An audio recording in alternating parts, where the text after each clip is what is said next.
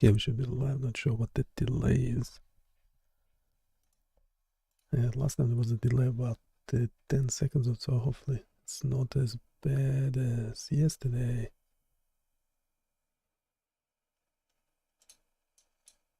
Yeah, looks like it's pretty bad still. Okay, the delay. How long is the delay?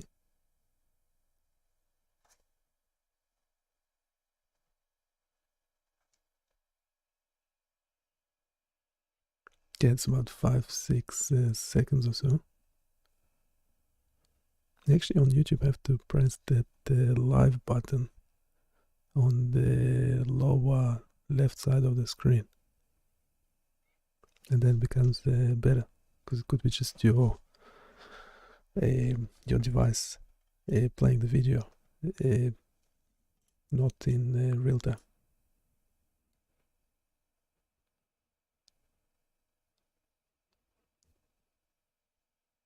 Yeah, now it's about 2-3 seconds for me or something.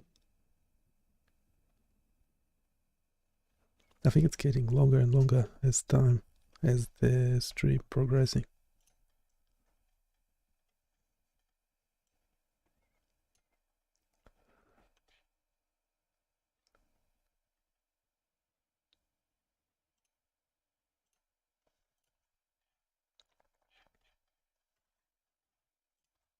Okay, so making this web application,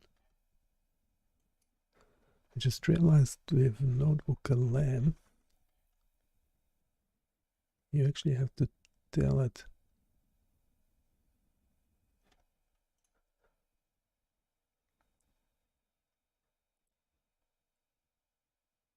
you have to tell it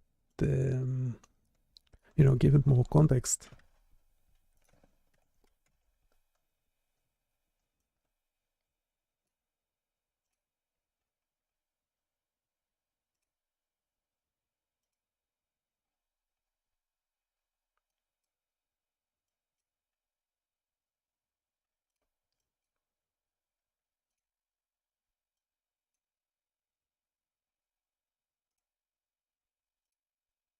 So why am I just seeing this as text on the page?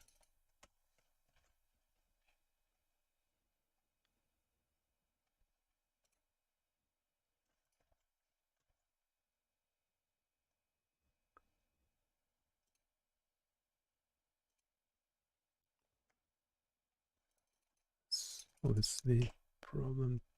Oops.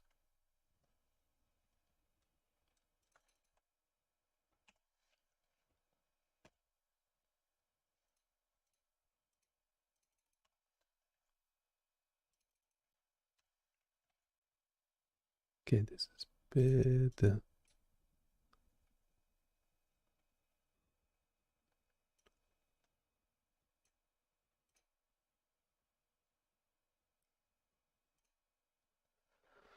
Can actually review this code.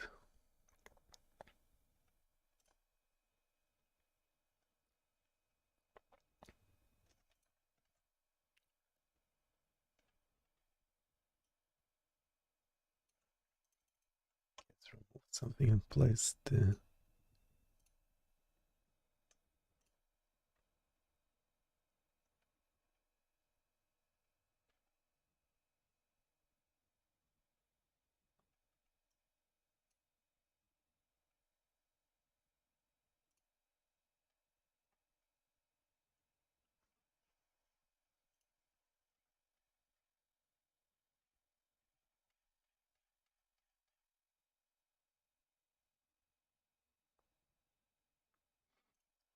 Yeah, it stuffed things up.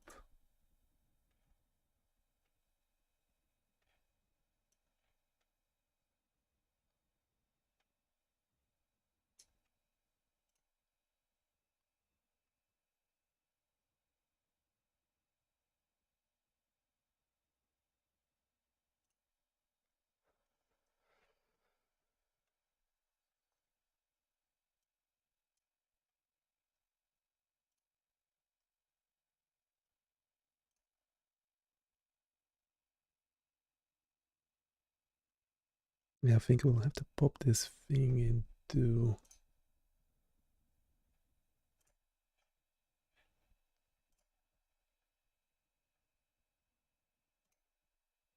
a Gemini again. Well, because there's a weird thing of how Gemini 2.5 is working within Visual Studio Code.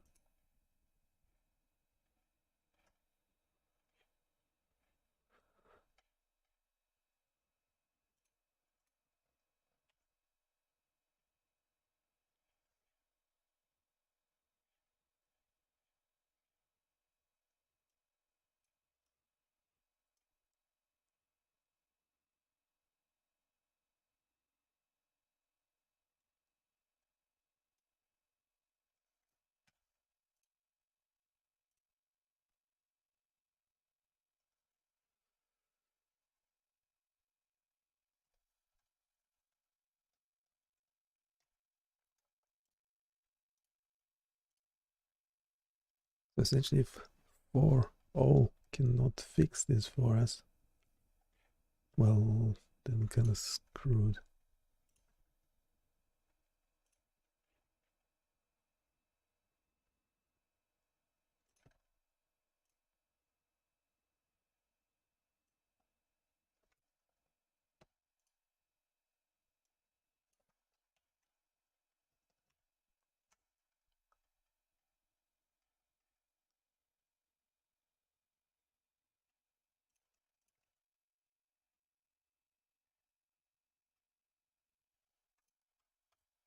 Yeah, now there's no errors.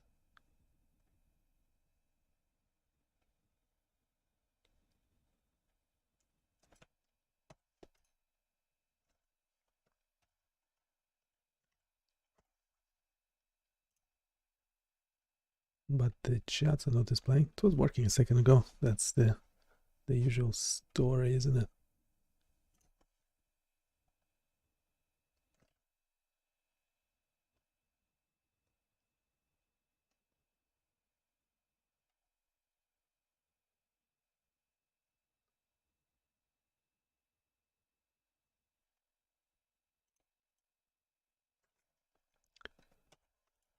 The usual story.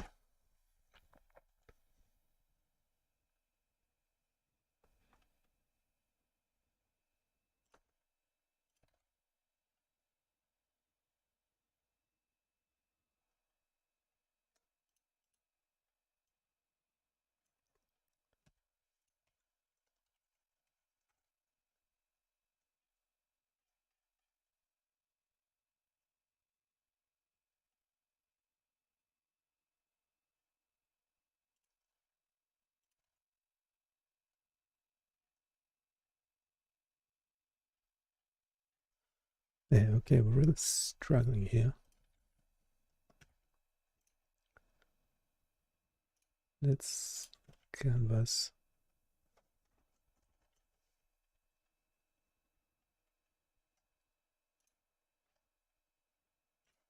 Let's clear the console.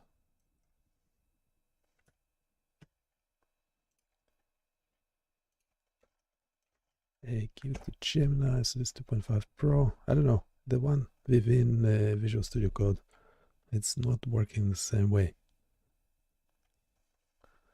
It's different. It feels different. It works differently.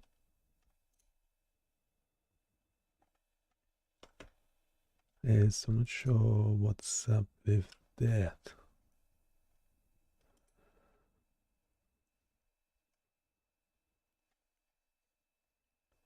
Not sure what's up with that. And obviously, we had to keep a copy of what was working.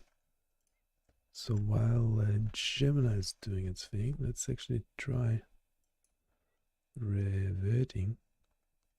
Reverting.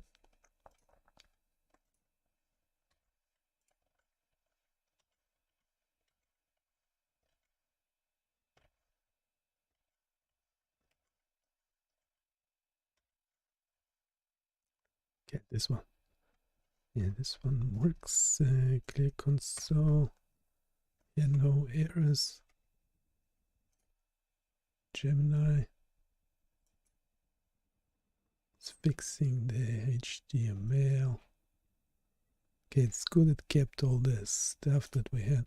Anyway, it's working for now. I'm trying to make it better. There's something weird. Something weird when you scale the screen. Yes, obviously won't be working on mobile. I don't think. And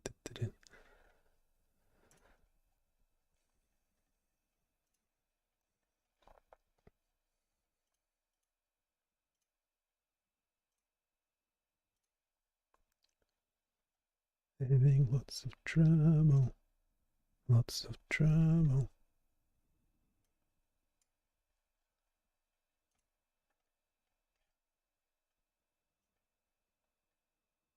Still generating forever.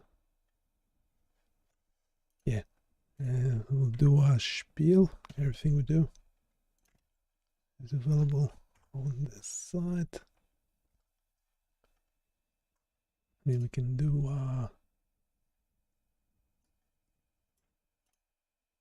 OpenAI. What's your favorite voice? Let's try Ash. Detective. Let's do a fitness instructor. And we have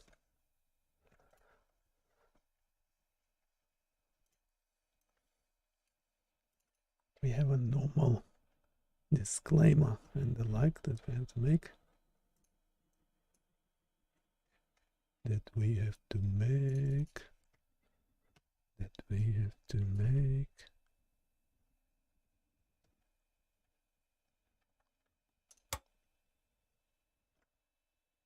Join us live as we dive into an interactive development session for the Bionic Chaos website tools. We're eager to hear your feedback and ideas to improve the experience. Whether you're here to discuss web development, explore biomedical data applications, or just chat about anything, you're welcome.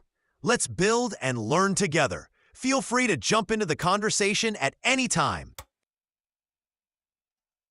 Yeah, don't like that voice.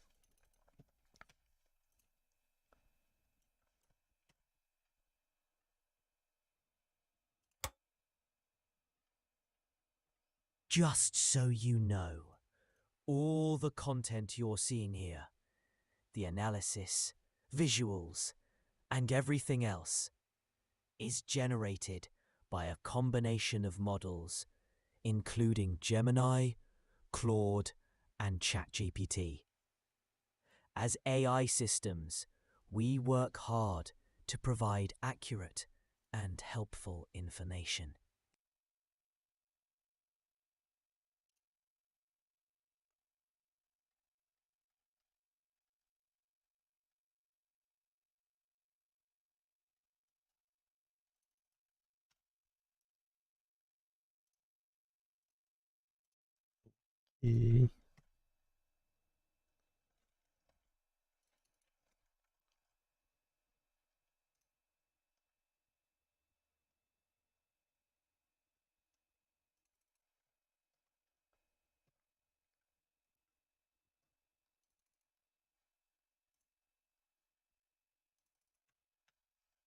Yeah, I do like this voice.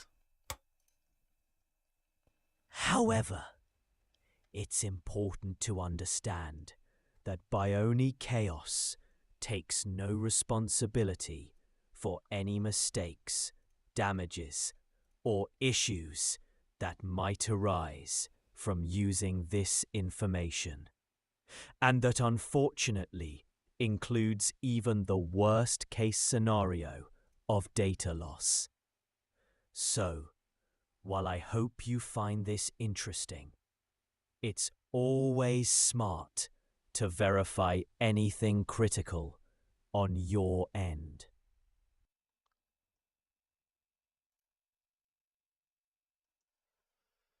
Okay, we're having an error when exporting.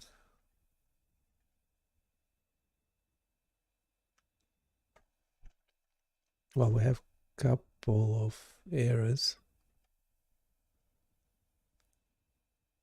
We have couple of things.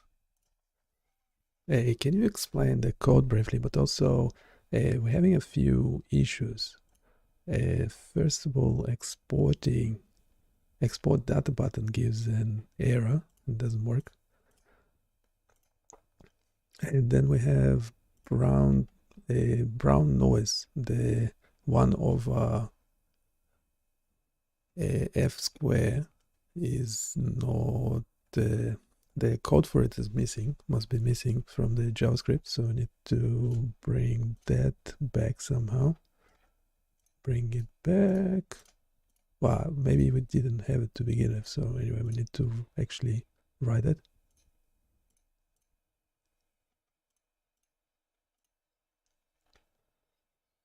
Now, the couple of other things.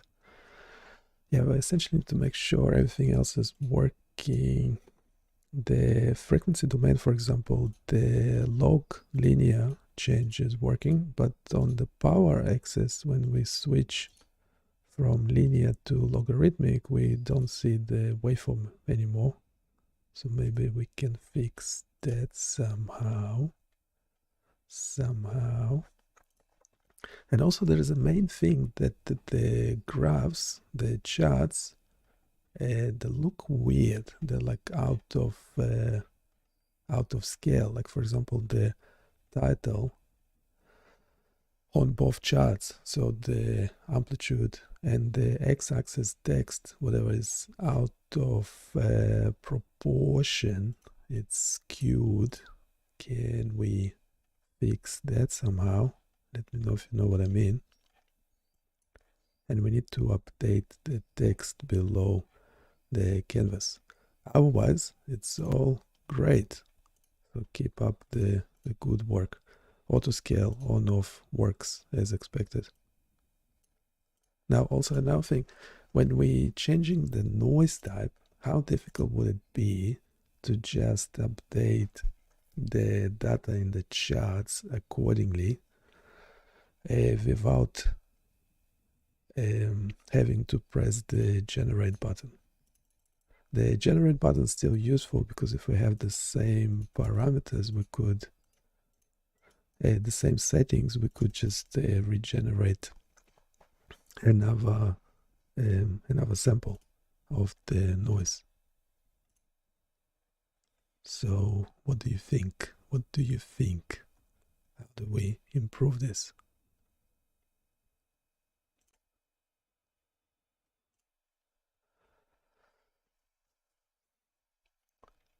We have some more disclaimers.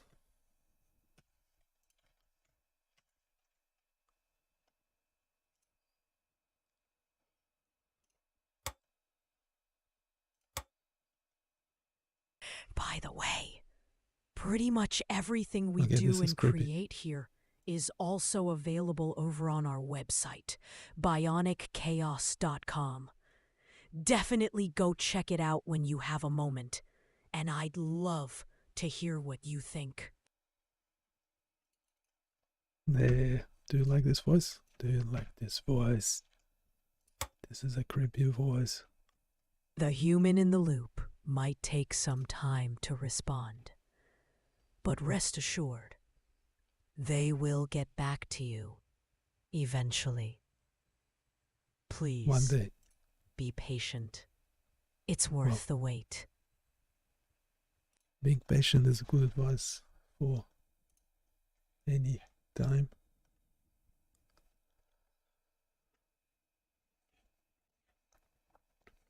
And we'll make a podcast out of it as well. So just pop everything we did into Notebook LM and generate audio, put it on a page. So you don't have to actually read stuff, you could just listen to it. But yes, it will be the Notebook LM voices, so nothing fancy. Well, I mean, that's the best you've got in terms of podcasting.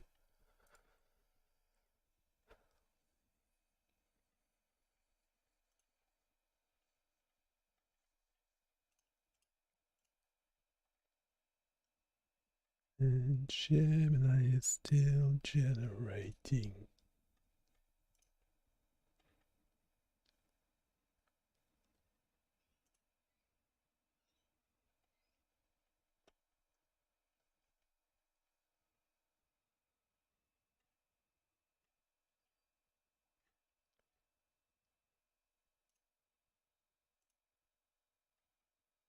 Okay, something went wrong. You didn't finish the code, did you?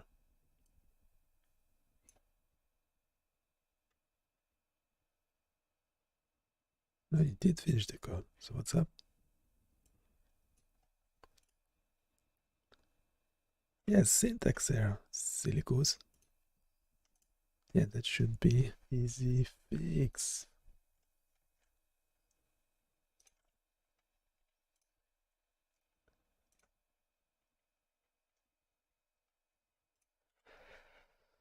That should be an easy fix.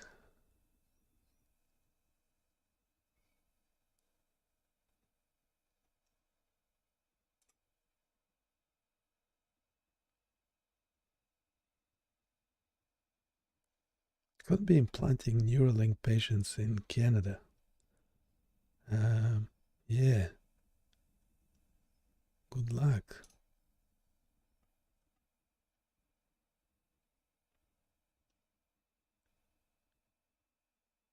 I like the comments.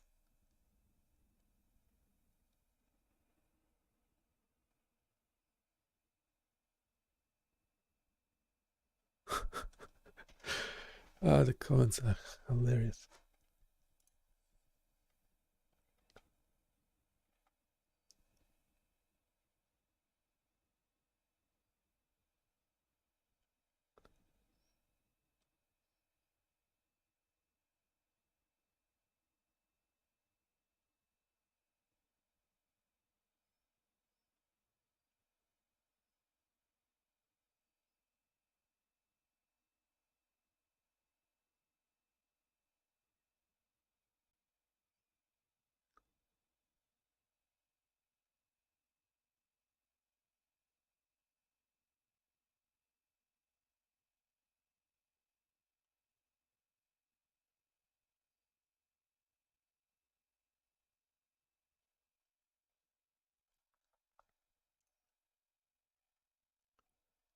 Okay, it did improve.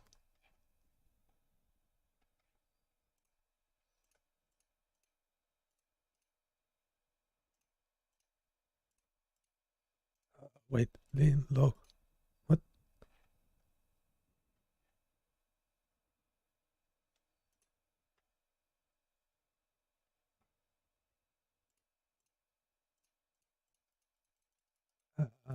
It's losing the plot.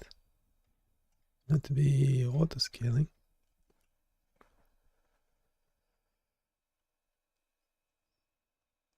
It meant to be auto scaling. Hey, do we have the brown? Okay, I like this one.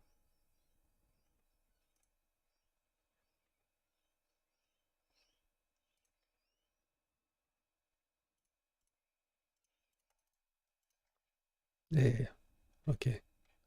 Maybe just get rid of it.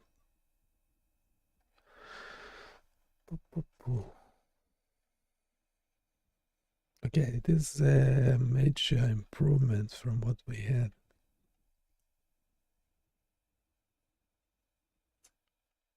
And how do I test? Oh yeah. Okay, it's not bad on larger screen.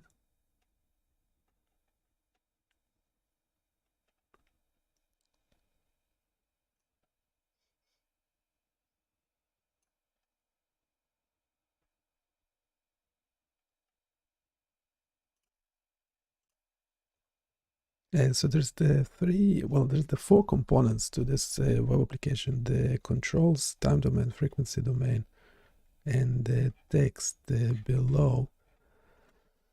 I don't mind the text to not be visible, so we just scroll down for it to see it.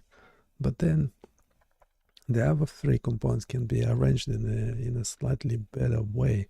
So I like how on a wider screen it will rearrange the layout, but we can't see both the. But can we make sure we on a wider screen that we see both the charts? Yes, we have. Okay, so on really wide screen, we should see all the three component controls, time domain and frequency domain, side by side. On a regular size screen, so a normal screen, we should see the controls on the left and the two charts top to bottom, vertically arranged. But we want to make sure both the charts are fully visible. And on mobile screen, yeah, you know what to do on mobile. So everything needs to be a vertical. Well, unless the screen is turned horizontally, but everything needs to be tiny, but still visible. Okay.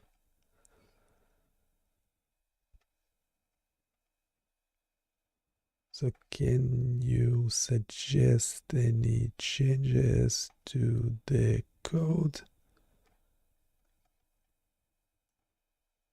Also, generally, the noise generator controls don't have to be so wide.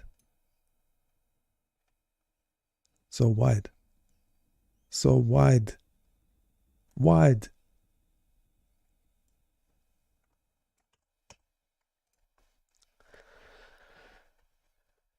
I don't know if it's my voice or the text, the speech to text is playing up.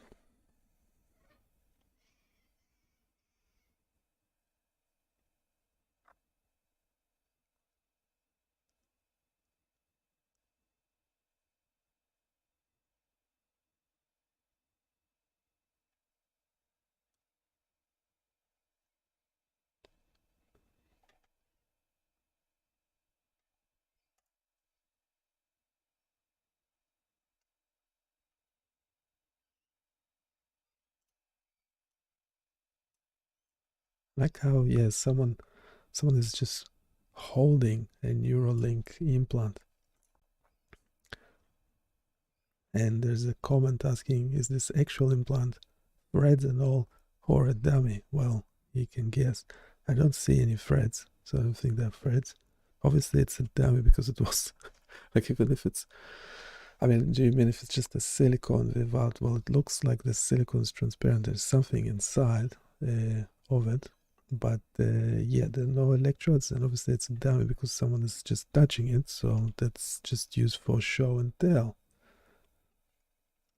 And then now question is like, how deep will it be inside the head, and what's the size of it? So it's like, yeah.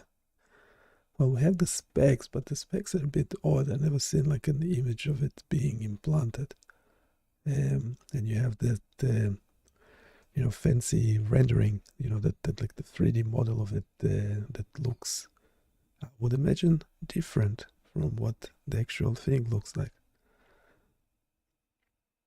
The other thing is that this meant to be flashed to the bone, but I don't think it is because it's not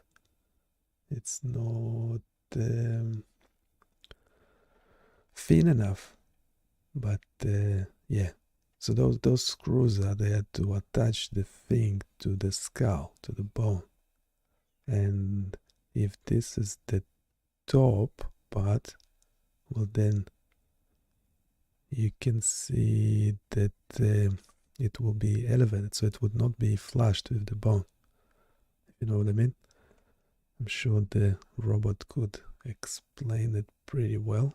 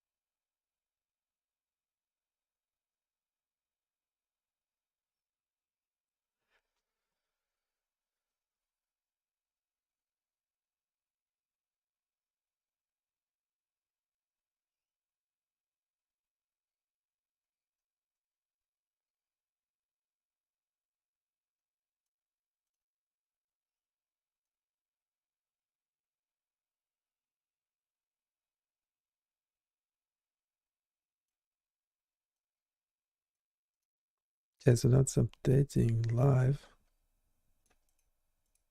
which is nice, super quick and everything.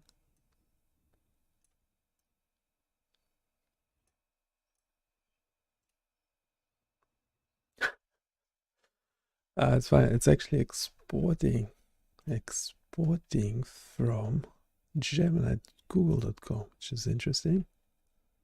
And you actually have the export working as well. Exported it as a CSV file. That's pretty impressive. I didn't expect that to work on the server. I thought you need to actually run it locally. Okay, I might get rid of the zoom functionality. Yeah, and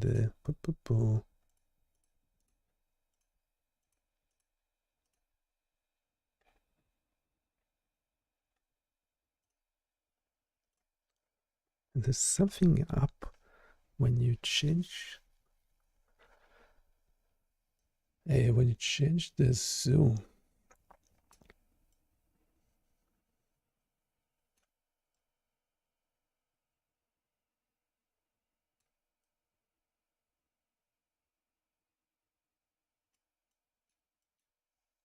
Okay, couple of things, the auto scaling. Okay, so it looks great. It looks great. Amazing. Love your work. Love your work. Thank you very much. A couple oops. Okay, it looks amazing. Don't change anything. Don't change any working functionality except a few things. So first of all, can we get rid of the zoom functionality? We don't actually need it. I don't think we need the zoom functionality. Now the sample size, I think it's limited to 2048 for whatever reason. So maybe we can adjust the slider accordingly. Yeah, I like how the sliders, when we change the slider, the data on the chart is actually updating. Now auto scaling stopped working. The auto scaling on the y-axis stopped working. Okay, so regenerate working okay. Yeah, auto scale should work and be on by default. That's fine. We now have the brown noise working as well, looking good. Okay, now on the frequency domain,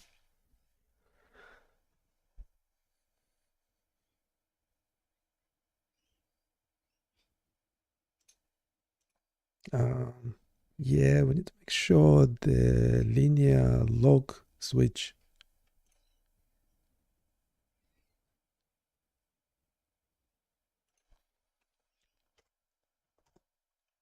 and the lean log switching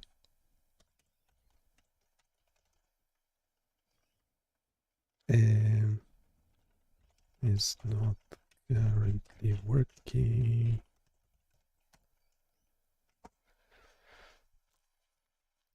It looks promising though. It's better than what we have locally. Bum, ba, bum, ba, bum. And we're doing a podcast on it as well.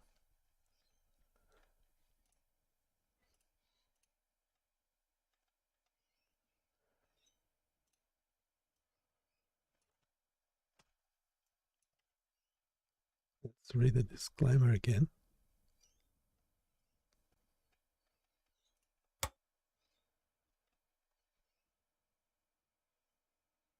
Just so you know, all the content you're seeing here, the analysis, visuals, and everything else, is generated by a combination of models, including Gemini, Claude, and ChatGPT.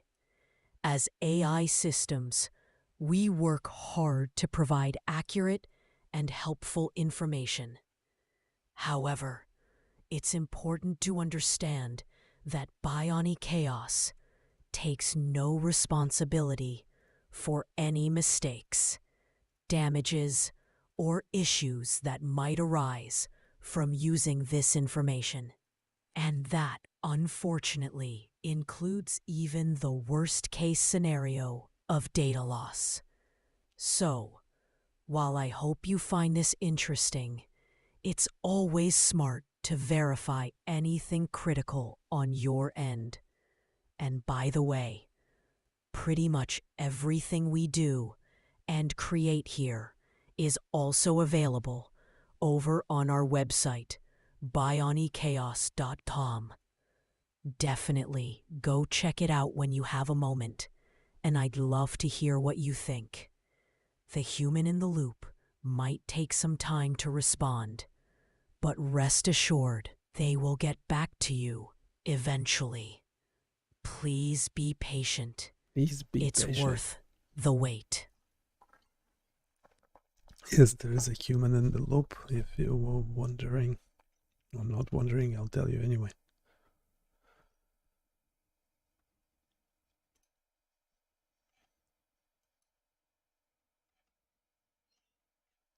Should we get the podcast this going as well while Gemini is generating?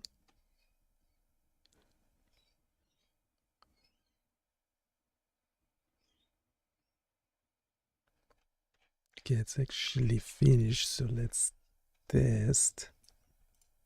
Okay, auto scaling is not working. Auto scaling is not working.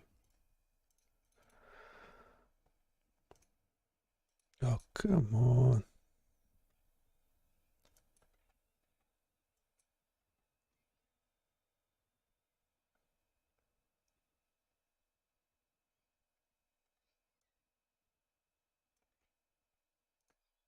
Wait. Is it working only after? Don't understand. Don't understand.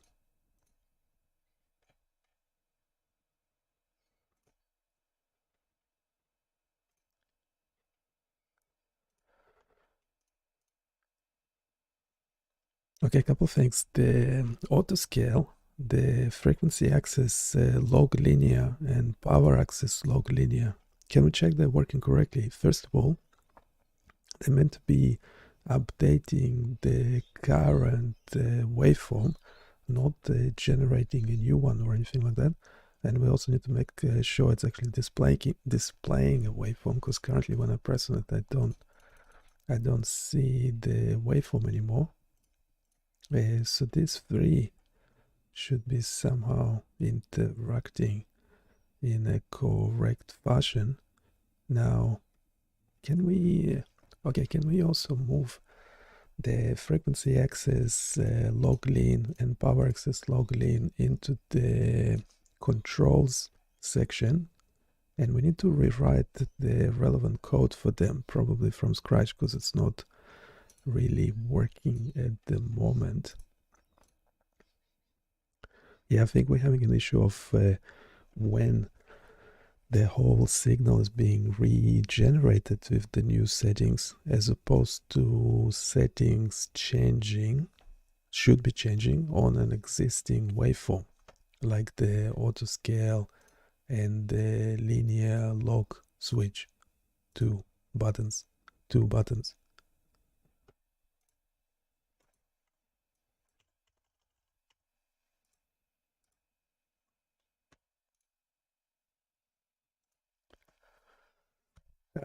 The best model we've got, and it's doing really, really well. So yes, this video brought to you by Gemini.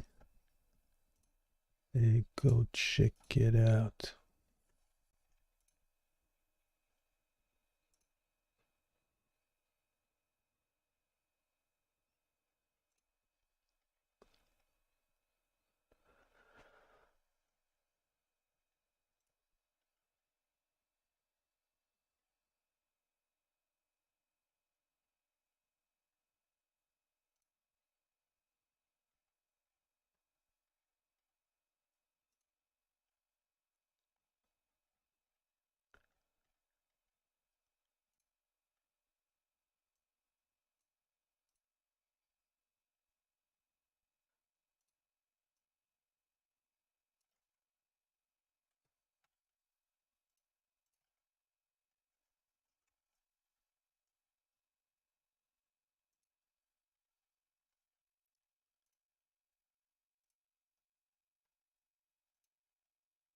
Okay, bear with me. Well, bear with Gemini. Once the bots are better, the agents can do stuff real time. Yeah, good luck to us all.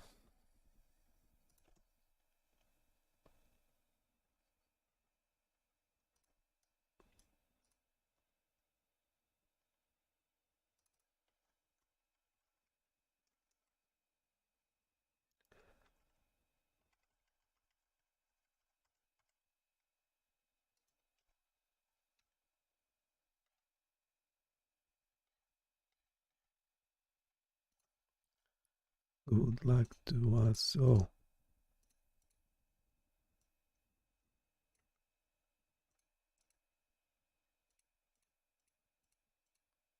Yeah, auto scaling.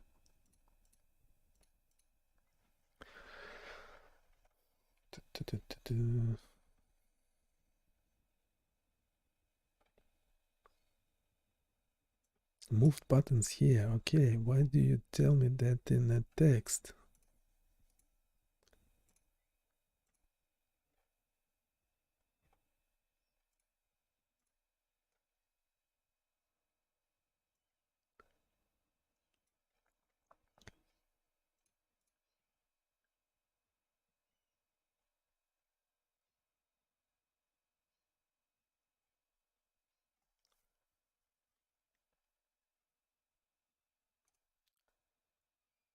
Okay, looking very good. I think most of it is actually working as well. So it's pretty nice. Pretty nice. Very nice. Keep everything as is, except a few things. First, minor thing, the moved buttons here comment is actually appearing on the page on the front panel. Can we get rid of it? Obviously, that should be an easy one. And second, about the layout of the page. So we need to make sure the time domain, the frequency domain charts are both visible. Currently, the frequency domain chart is cut off a bit. So can you arrange or rearrange the user interface or the styling? And ooh, can you bring back the text? Can we do can we make sure the text at the bottom of the page is complete and nothing is missing and it's updated taking into account the current code? And we also want to explain all the buttons and all the functionality, give a general overview and the future directions, what can be improved as well. Section at the bottom of the page as text, make it complete.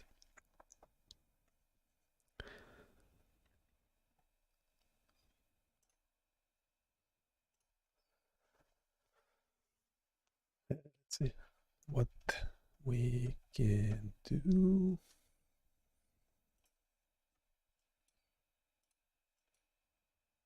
By the way, this live stream is meant to be interactive. Let me know if there's any questions, so I don't have to talk to robots all the time.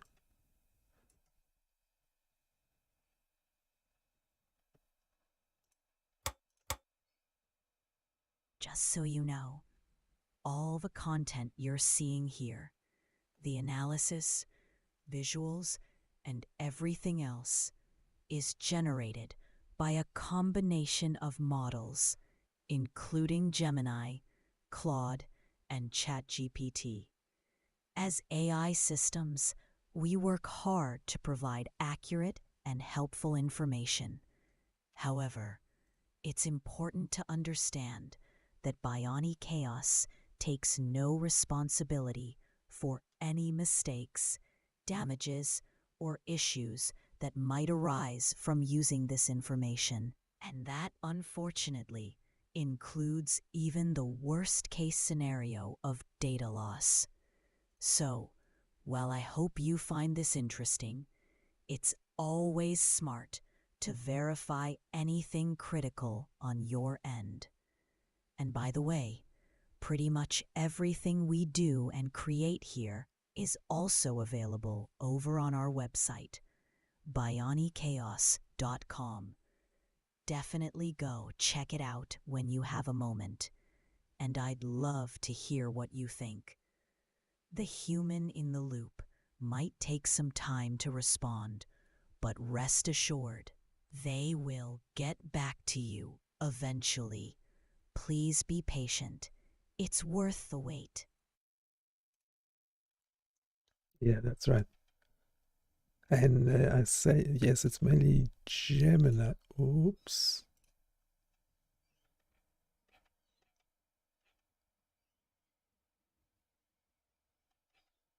Did I update the code? Yes. Technical details? Yes. Log, explaining log. That's looking good. Still working? Yes. Regenerate works. Export surprisingly works. Can export the data. Auto scale, so when place it off, it seemed to work as well. Thank you very much.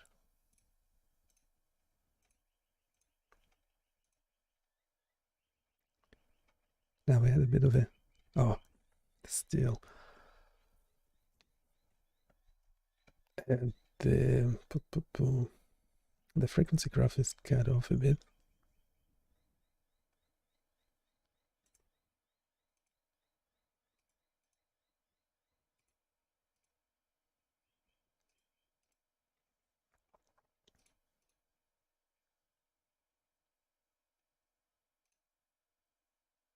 Okay, hopefully quick change. Okay, everything is working really well. Thank you very much. And now just a few minor things. The power access switch between linear and log doesn't seem to work.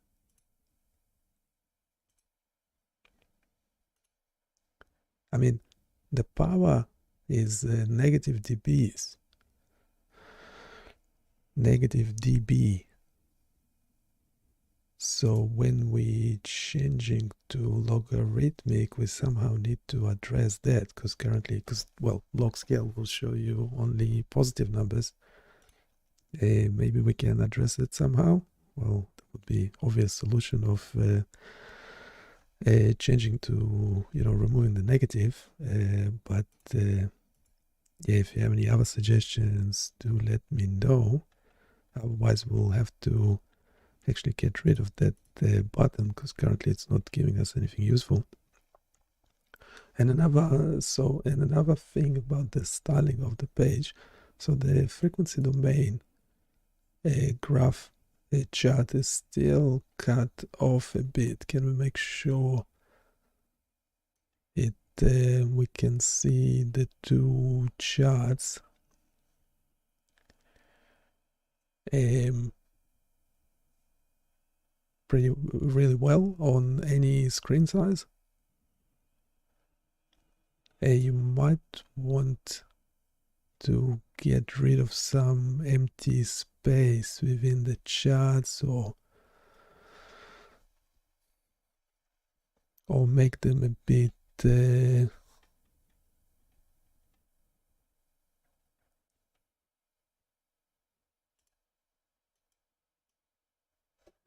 charts. Not sure if it understands. Let's read that quickly, because I'm losing my voice. If you have any questions, there's a human in the loop, just so you know. Welcome to the deep dive. Today we're looking at some source material that takes us inside something intriguing, a synthetic noise generator dashboard. Now stick with us here, because this isn't just about random static. It's really not. Our mission today is to unpack what synthetic noise means in this context, explore its surprisingly distinct types, understand how visualizing it, especially in the frequency domain, unlocks insights, and discover a genuinely fascinating connection highlighted in the source material between these digital signals and something like baseline brain activity. So let's jump right in. At its heart, what is this dashboard we're diving into based on the source? It's basically a tool, a web-based interface, designed specifically to generate and visualize different kinds of synthetic noise signals. Okay. Think of it as a way to look under the hood of noise itself. And the core function is giving you this visual representation, letting you see these signals in two main ways, the time domain and the frequency domain, with controls to, play around with parameters. Exactly. It's built for exploration. And the source highlights that the real power comes from seeing the different types of noise it can create because they each have unique fingerprints. Okay, so let's clarify what we mean by noise in this specific world of signal processing. It's not just the irritating sound from your neighbor's leaf blower, right? Right, no. Here, noise is defined as unwanted or undesirable disturbances that can interfere with the signal. It could be electrical interference, thermal fluctuations in components, even external environmental factors bleeding into a measurement. Like the hiss you might hear on an old recording, maybe, which isn't the music itself, but something added in. A perfect analogy, yeah. And the generator lets you create pure examples of several standard types. Let's start with the simplest, white noise. The source mentions both uniform and Gaussian versions. Okay, white noise. My brain immediately goes to static on a detuned radio or old TV screen. Is that fair? That's the sound equivalent, yes. The defining characteristic of white noise, according to the source and, signal theory, is its frequency spectrum. It's flat. Flat. Meaning it has roughly equal power across all frequencies up to the Nyquist frequency, which is determined by your sample rate. Equal power across the board. Got it. And the difference between uniform and Gaussian, what's that about? That's about the amplitude distribution, how the values themselves are spread out. For uniform white noise, the individual sample values are spread evenly across a range. Okay. With Gaussian white noise, those sample values follow a bell curve or normal distribution. The way the numbers are generated differs, but the resulting frequency spectrum is still flat, which is the key white property. Okay, so flat spectrum is the giveaway for white noise, regardless of how the amplitudes are distributed. Makes sense. What's next? Periodic noise. This one is pretty intuitive. It repeats over time. The source tells us this specific generator uses 2 sine waves to model it by default. And it even gives us the details. One sine wave at 5 hertz with an amplitude of 0.5 and another at 15 hertz with an amplitude of 0.3. It's a very specific repeating pattern then. It is. It's designed to simulate something like a distinct repeating interference tone you might pick up, like a hum. And unlike white noise, you'd expect this to look very different in the frequency domain, right? Yeah, you just see spikes. Just 2 sharp spikes at those specific frequencies, 5 hertz and 15 hertz. Absolutely. Which brings us to the colored noise types. These are fascinating because their power isn't evenly spread across frequencies. First up, inverse or pink noise. Pink noise is, it's everywhere once you start looking. Its power decreases as frequency increases. The source notes it typically drops off by about 3 dB per octave, meaning its power is proportional to 1F. 1 over F. Right. Lower frequencies have more power than higher ones. So if white noise is flat on that frequency plot, pink noise is sloped downwards. Precisely. It gives it a different character, less harsh than white noise, often described as sounding fuller or more balanced because those lower frequencies have more weight. The source also mentions it's common in natural systems and electronics, which is a hint about where we're headed later. Okay, interesting. Building on that downward slope, we have brown noise, sometimes called 1M strut noise. Brown noise has an even steeper drop-off than pink noise. Its power is proportional to 1m5, so the square of the frequency. Wow. The lower frequencies dominate even more significantly. Think of the deep rumble of a waterfall or heavy rain that's closer to brown noise and sound. Much more bassy, low-end focused. Okay, so we've got flat, white, moderately sloped, pink 1, and steeply sloped, brown Fi. And finally, the custom periodic noise option. What's that? That just lets you override the default 5 hertz and 15 hertz for the 2. Podcasting or my voice better. Let me know what you prefer. But yeah, we're having a bit of an issue. Okay, so yeah, so now the power access linear to logarithmic switching does work fine, except we are not getting anything useful out of it. I also like how you changed the access title to include the log to mention if it's a log scale or not. I like that attention to detail is amazing.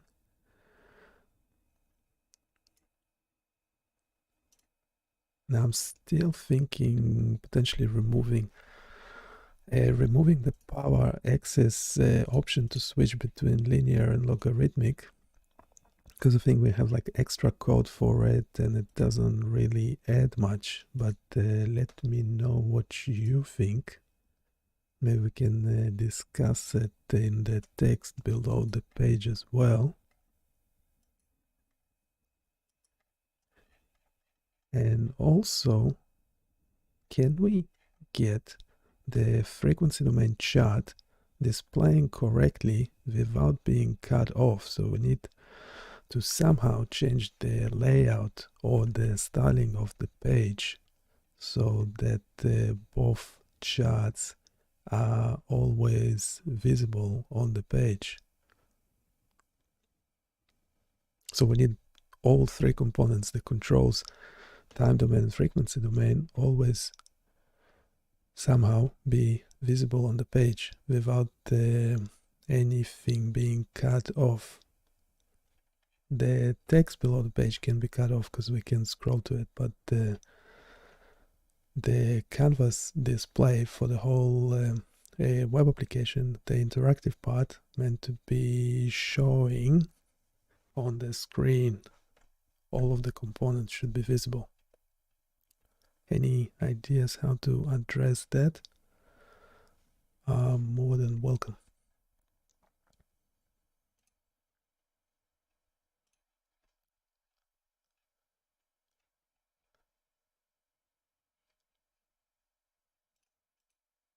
See if there's any questions. Any questions?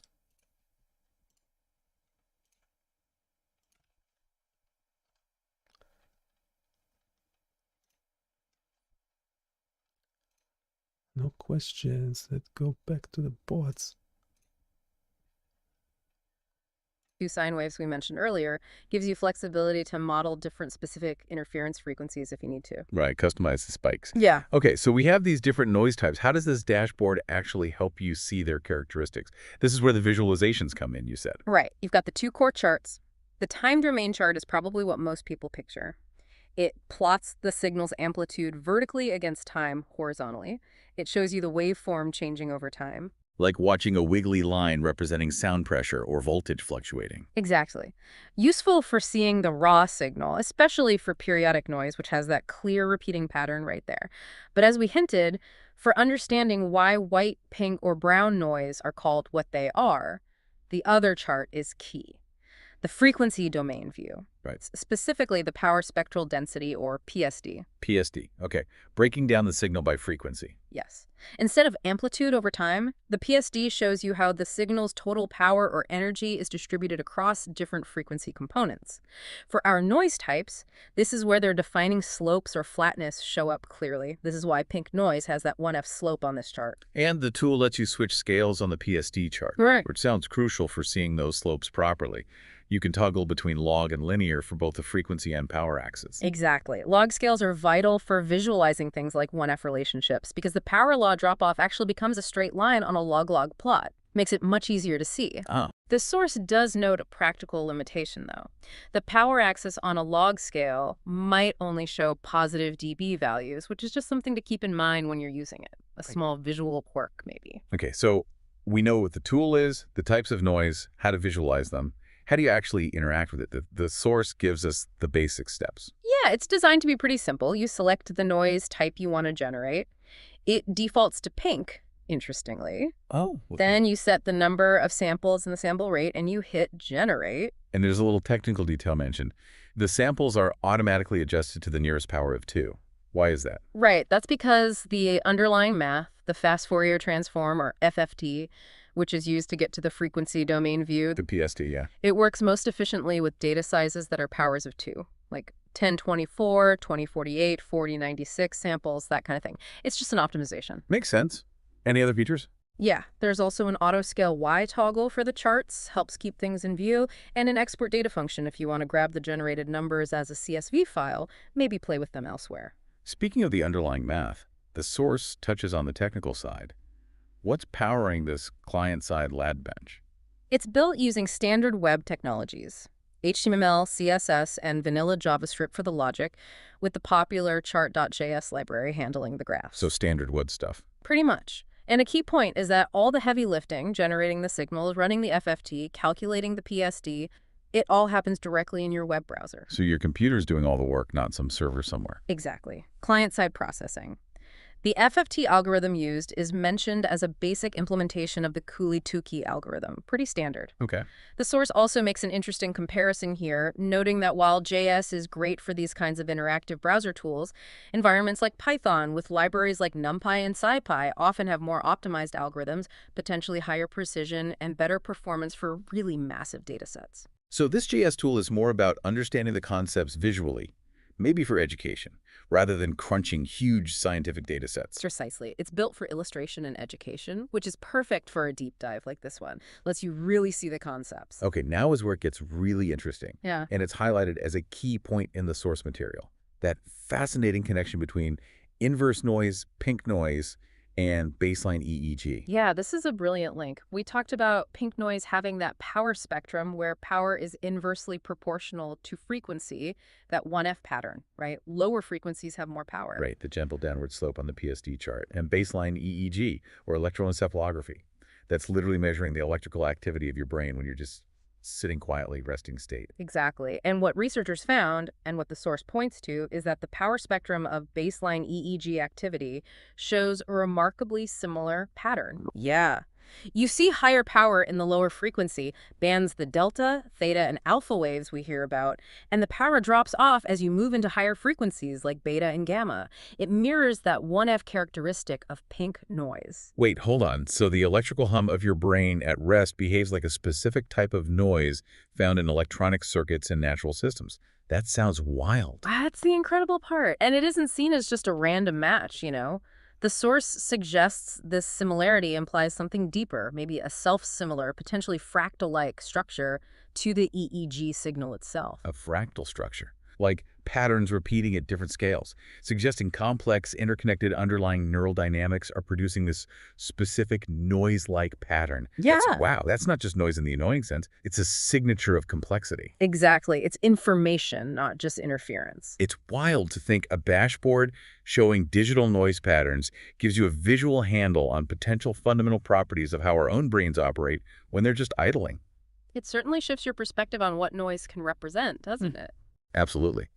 Of course, building any tool, even one for exploration like this, comes with its own challenges and refinements. The source gives us a little peek behind the curtain on some issues encountered during its development. It does. Which is realistic, right? It highlights that these tools are always evolving. Some reported issues included a problem with the export data button not working correctly at one point. Okay. The brown noise, 1F4 code, was potentially missing or incomplete initially, needed to be added. There was a visual glitch where the waveform sometimes disappeared when the power axis was switched to log scale on the chart. That display issue we mentioned. Yeah. And some general chart scaling and proportion issues were noted, like titles and labels looking a bit skewed sometimes. Yeah. Visual tweaks needed. Classic software development hiccups. Yeah. Happens all the Yeah, time. And they also classic. noted a desired feature request, making the charts update dynamically when you just change the noise type in the dropdown instead of having to hit generate every single time. Right, which would be smoother for quick comparisons. Though keeping generate for resampling, changing the number of points or sample rate is still useful. Makes sense. Exactly. These points in the source material just underscore that creating even seemingly simple interactive tools involves constant iteration and fixing bugs. It shows the practical reality behind the concepts. Okay, let's try and pull this all together then. We started by looking at this dashboard for generating synthetic noise. Pretty neat tool. Yeah. And we explored the definitions and crucial frequency domain characteristics of different types. Flat white noise, sloped pink, 1F, the steeply sloped brown, 1 of Espadas, and distinct periodic noise. And we saw how visualizing these in the time domain, and especially the frequency domain, that PSD view, really reveals their unique patterns, the slopes, the spikes, the flatness. And then we dove into that really surprising parallel, how baseline brain activity measured by EEG exhibits that same 1F pattern seen in pink noise. Which suggests underlying complex, perhaps even fractal neural dynamics. Mind-blowing stuff. It really is. So this journey through a digital noise generator shows that noise isn't just random disturbance. It can carry fundamental information about the systems that produce it, whether they're electronic, natural, or even biological, like our own brains. It really makes you think differently about seemingly chaotic signals, doesn't it? Totally. So Totally. here's a final thought for you to chew on, something to ponder. If the electrical activity of our resting brains mirrors the behavior of certain types of noise found throughout nature and engineering, what does that tell us about the deep, potentially universal principles that govern complex systems, whether they're built of circuits, rivers, or neurons? Yeah, that's very deep, isn't it? We won't be storing this one, we're doing a new one, because we need one for the working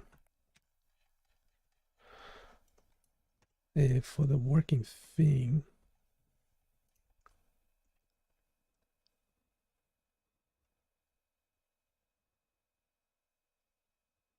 And we need to prompt it.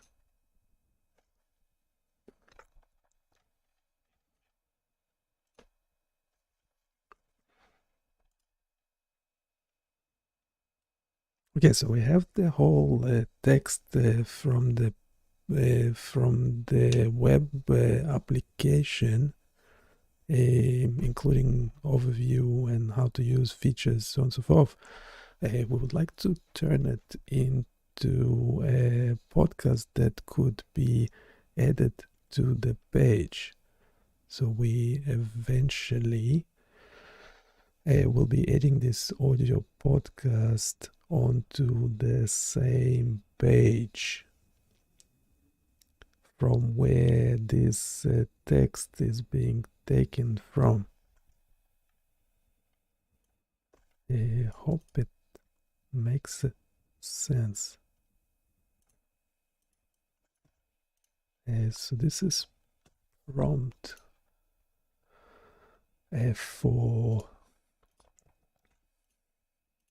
Notebook LM and generate audio. We have it running locally. It's stuffed up our menu and stuff. We'll bring it back in a sec. But otherwise, it's looking very promising, and it's only front end. There's no back end, which is pretty good. All the code should be, well, let's deploy it. And yeah, all the code is in one HTML. So how many lines of code? 522, and all the JavaScript is embedded in it for your convenience. For your convenience.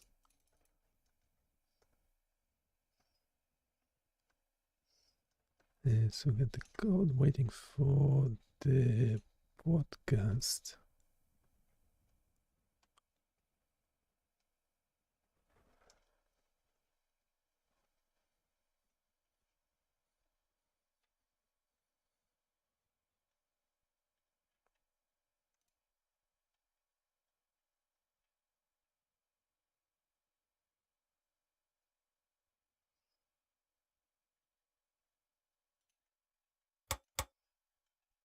Just so you know, all the content you're seeing here, the analysis, visuals, and everything else, is generated by a combination of models, including Gemini, Claude, and ChatGPT.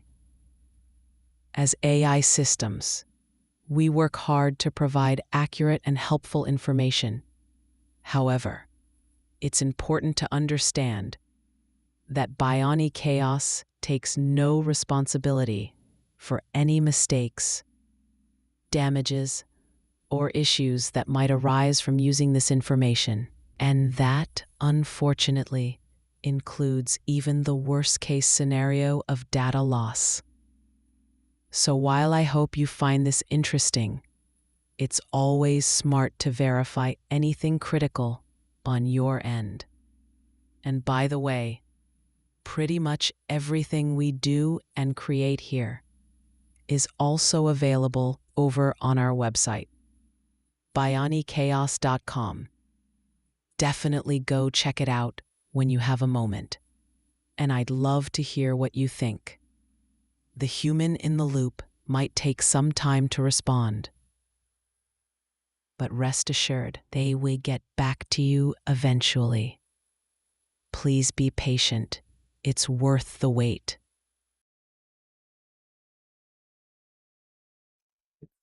The wait. I can also do voice like that, but I'll be losing mine.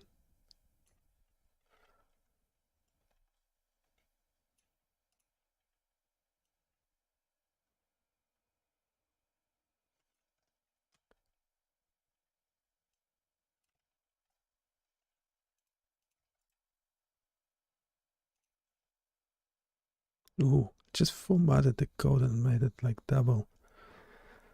Double. Why? Why did you do that?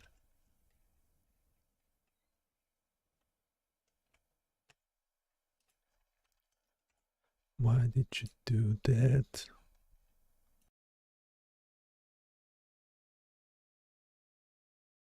It's the linter in Visual Studio Code. So currently it's 400.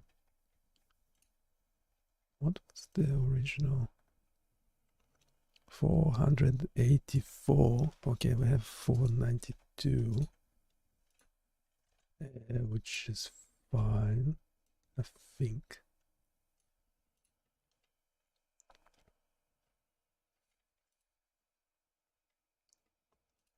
If I format the document, it goes to 817. Like, why on earth? Get the styling.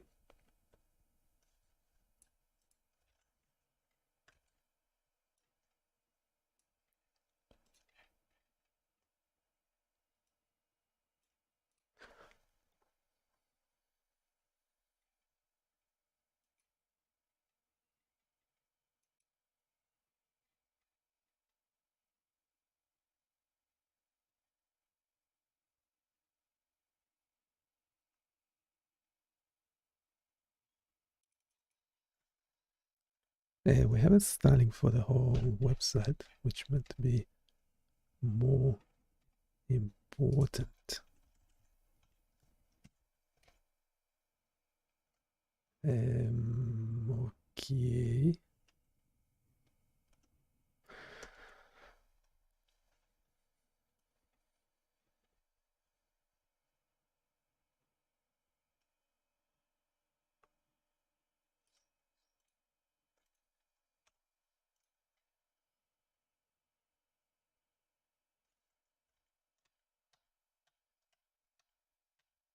Now let's bring it back.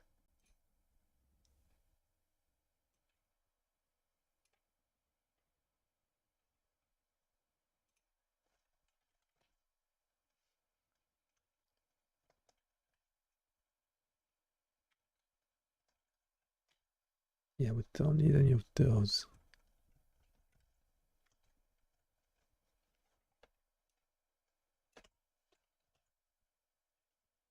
Okay, now we got a thing back.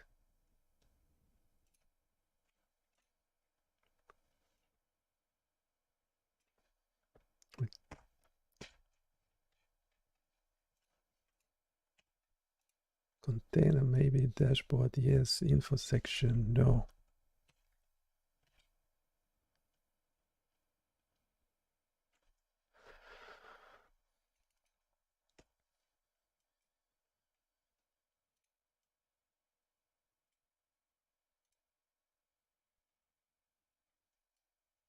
And let's try getting. Oof. Okay, let's bring it back. Info section.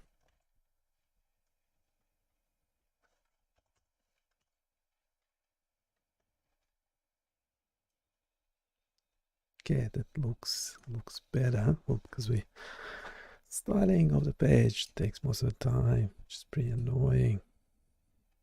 Controls, media controls, chat container. Okay.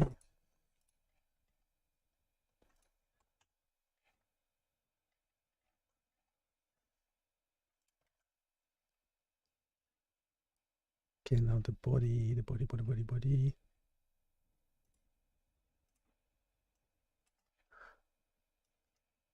Oh, quick. We don't have much time. Header, we need our original header. Yep, we have the logo and everything. Yeah, looking good. Noise content, it shouldn't have any layout. Okay, let's save that. And yes, let's do format documents, 740 pages. Yeah, it should be the same. That should be a bit easier to edit the styling.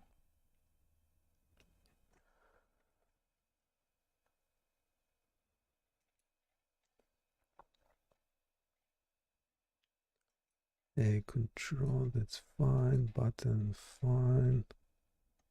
Media, check, okay. Green button, okay. Yeah, I don't like the colors.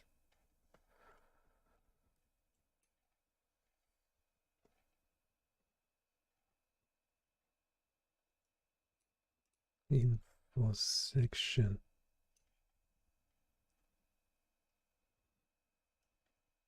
What's that bit?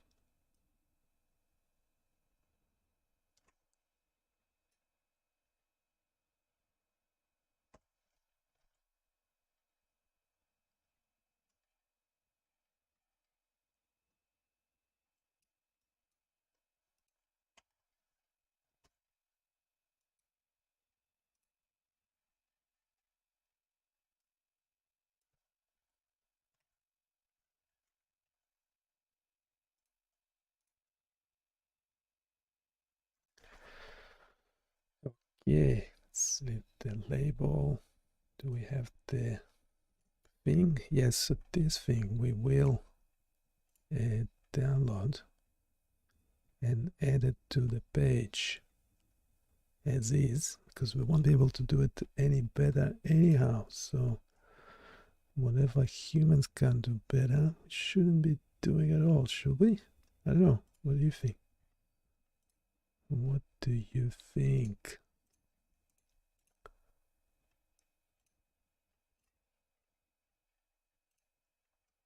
I will be adding the podcast to the thing.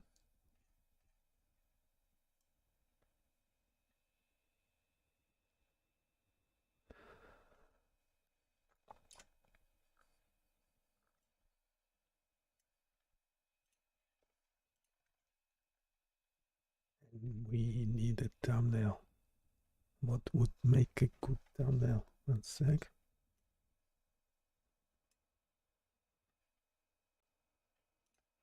Noise. That seems useful for seeing how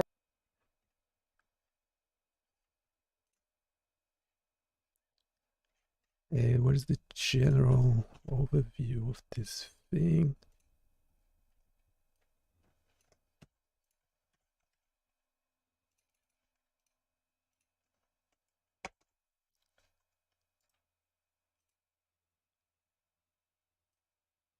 I'm not sure if it's a good idea to have spaces in the name of the file.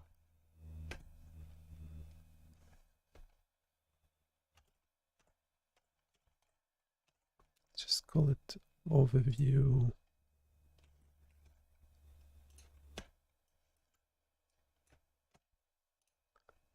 And we will pop it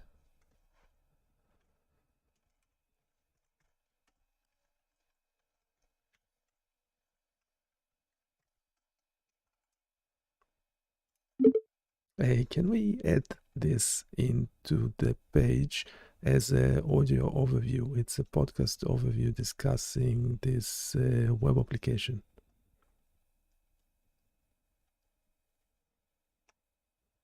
Made Made changes. changes.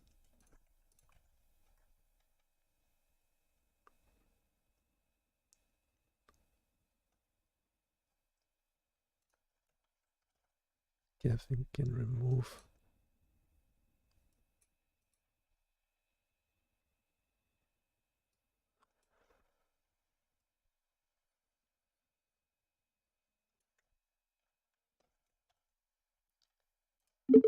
Can we add some basic styling to it, making sure the listen to the audio overview of this web application and the actual player are in the same line on the wider screen, and also give it a background so it stands out.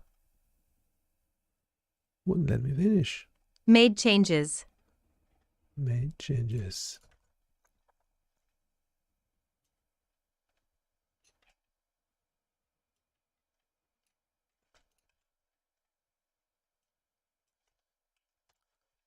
Let's do it again. Can you give this section a background so it stands out?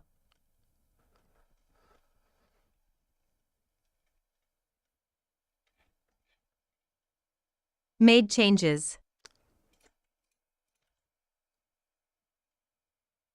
Um,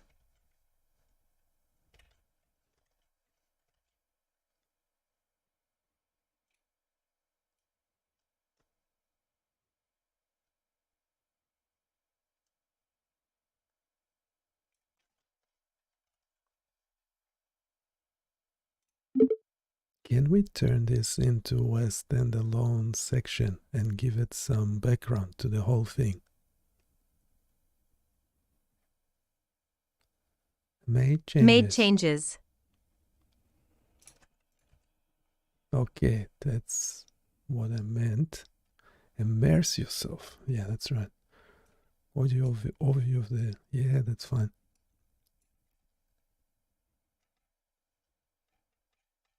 And we have the text for the text aficionados. Okay, let's unpack this. Noise. We usually think of it as just annoying sounds, something to get rid of. Right, the static, the hum, the unwanted stuff. Yeah, exactly. But what if noise is actually, well, more than that, like a really fascinating kind of signal? Mm-hmm. A fundamental pattern, maybe? Something that shows up everywhere. I mean, electronics, nature, even apparently inside your own brain. Absolutely. It often seems like just randomness, chaos even. But sometimes noise can actually tell you a lot about the system that's producing it. So it's not just a bug, it could be information. Yeah, it can be. Yeah. Or at least a characteristic feature. It holds clues. And that's why we're doing this deep dive today. We're looking at a really cool tool. It's a web dashboard. Ah, yeah. And it lets you stop just hearing about noise and actually start seeing it. You can generate it, play with it, explore those patterns yourself. So this is like an audio companion to the guide for that tool then. Exactly. We're using the info from the tool's own description, its guide, to figure out what this dashboard does, why exploring synthetic noise matters. And maybe find some surprising things along the way. Hopefully. So let's start at the beginning. What's the core idea behind this dashboard? Well, fundamentally, it's an interactive playground. It lets you generate, visualize, and analyze different kinds of synthetic noise signals. Synthetic meaning computer generated, not recorded. Exactly. It's mathematically created noise, though it's designed to mimic noise you'd find in the real world. And it all happens right in your browser. Okay, and you mentioned visualizing. How does it let you see the noise? There are two main views, two charts. First, there's the time domain chart. And that one's, well, probably the most intuitive, right? It just shows the signal's amplitude, how strong it is changing over time. Precisely. Looks like a wiggly line plotting intensity versus time. Simple enough. But then there's the other one. Right, the frequency domain chart. And this is where you get deeper insights. It specifically shows the power spectral density, the PSD. Okay, PSD. So if the time chart is what happens when... The frequency chart, the PSD, tells you what frequencies make up that signal. And crucially, how much power each of those frequencies has. Like a fingerprint. Exactly. A frequency fingerprint for the noise. It reveals the character. And the guide makes it clear this is mainly for, like, learning purposes. Yeah, it's educational. It's meant to give you a hands-on feel for noise types you hear about in signal processing or electronics, physics. Even biology, you mentioned. Even biology, yeah. It lets you connect those abstract ideas to something you can actually, manipulate and see the results. So how does someone actually use it? Walk us through the controls. Okay, so the guide says it's pretty straightforward. You start with a drop-down menu. To pick the noise type. Right.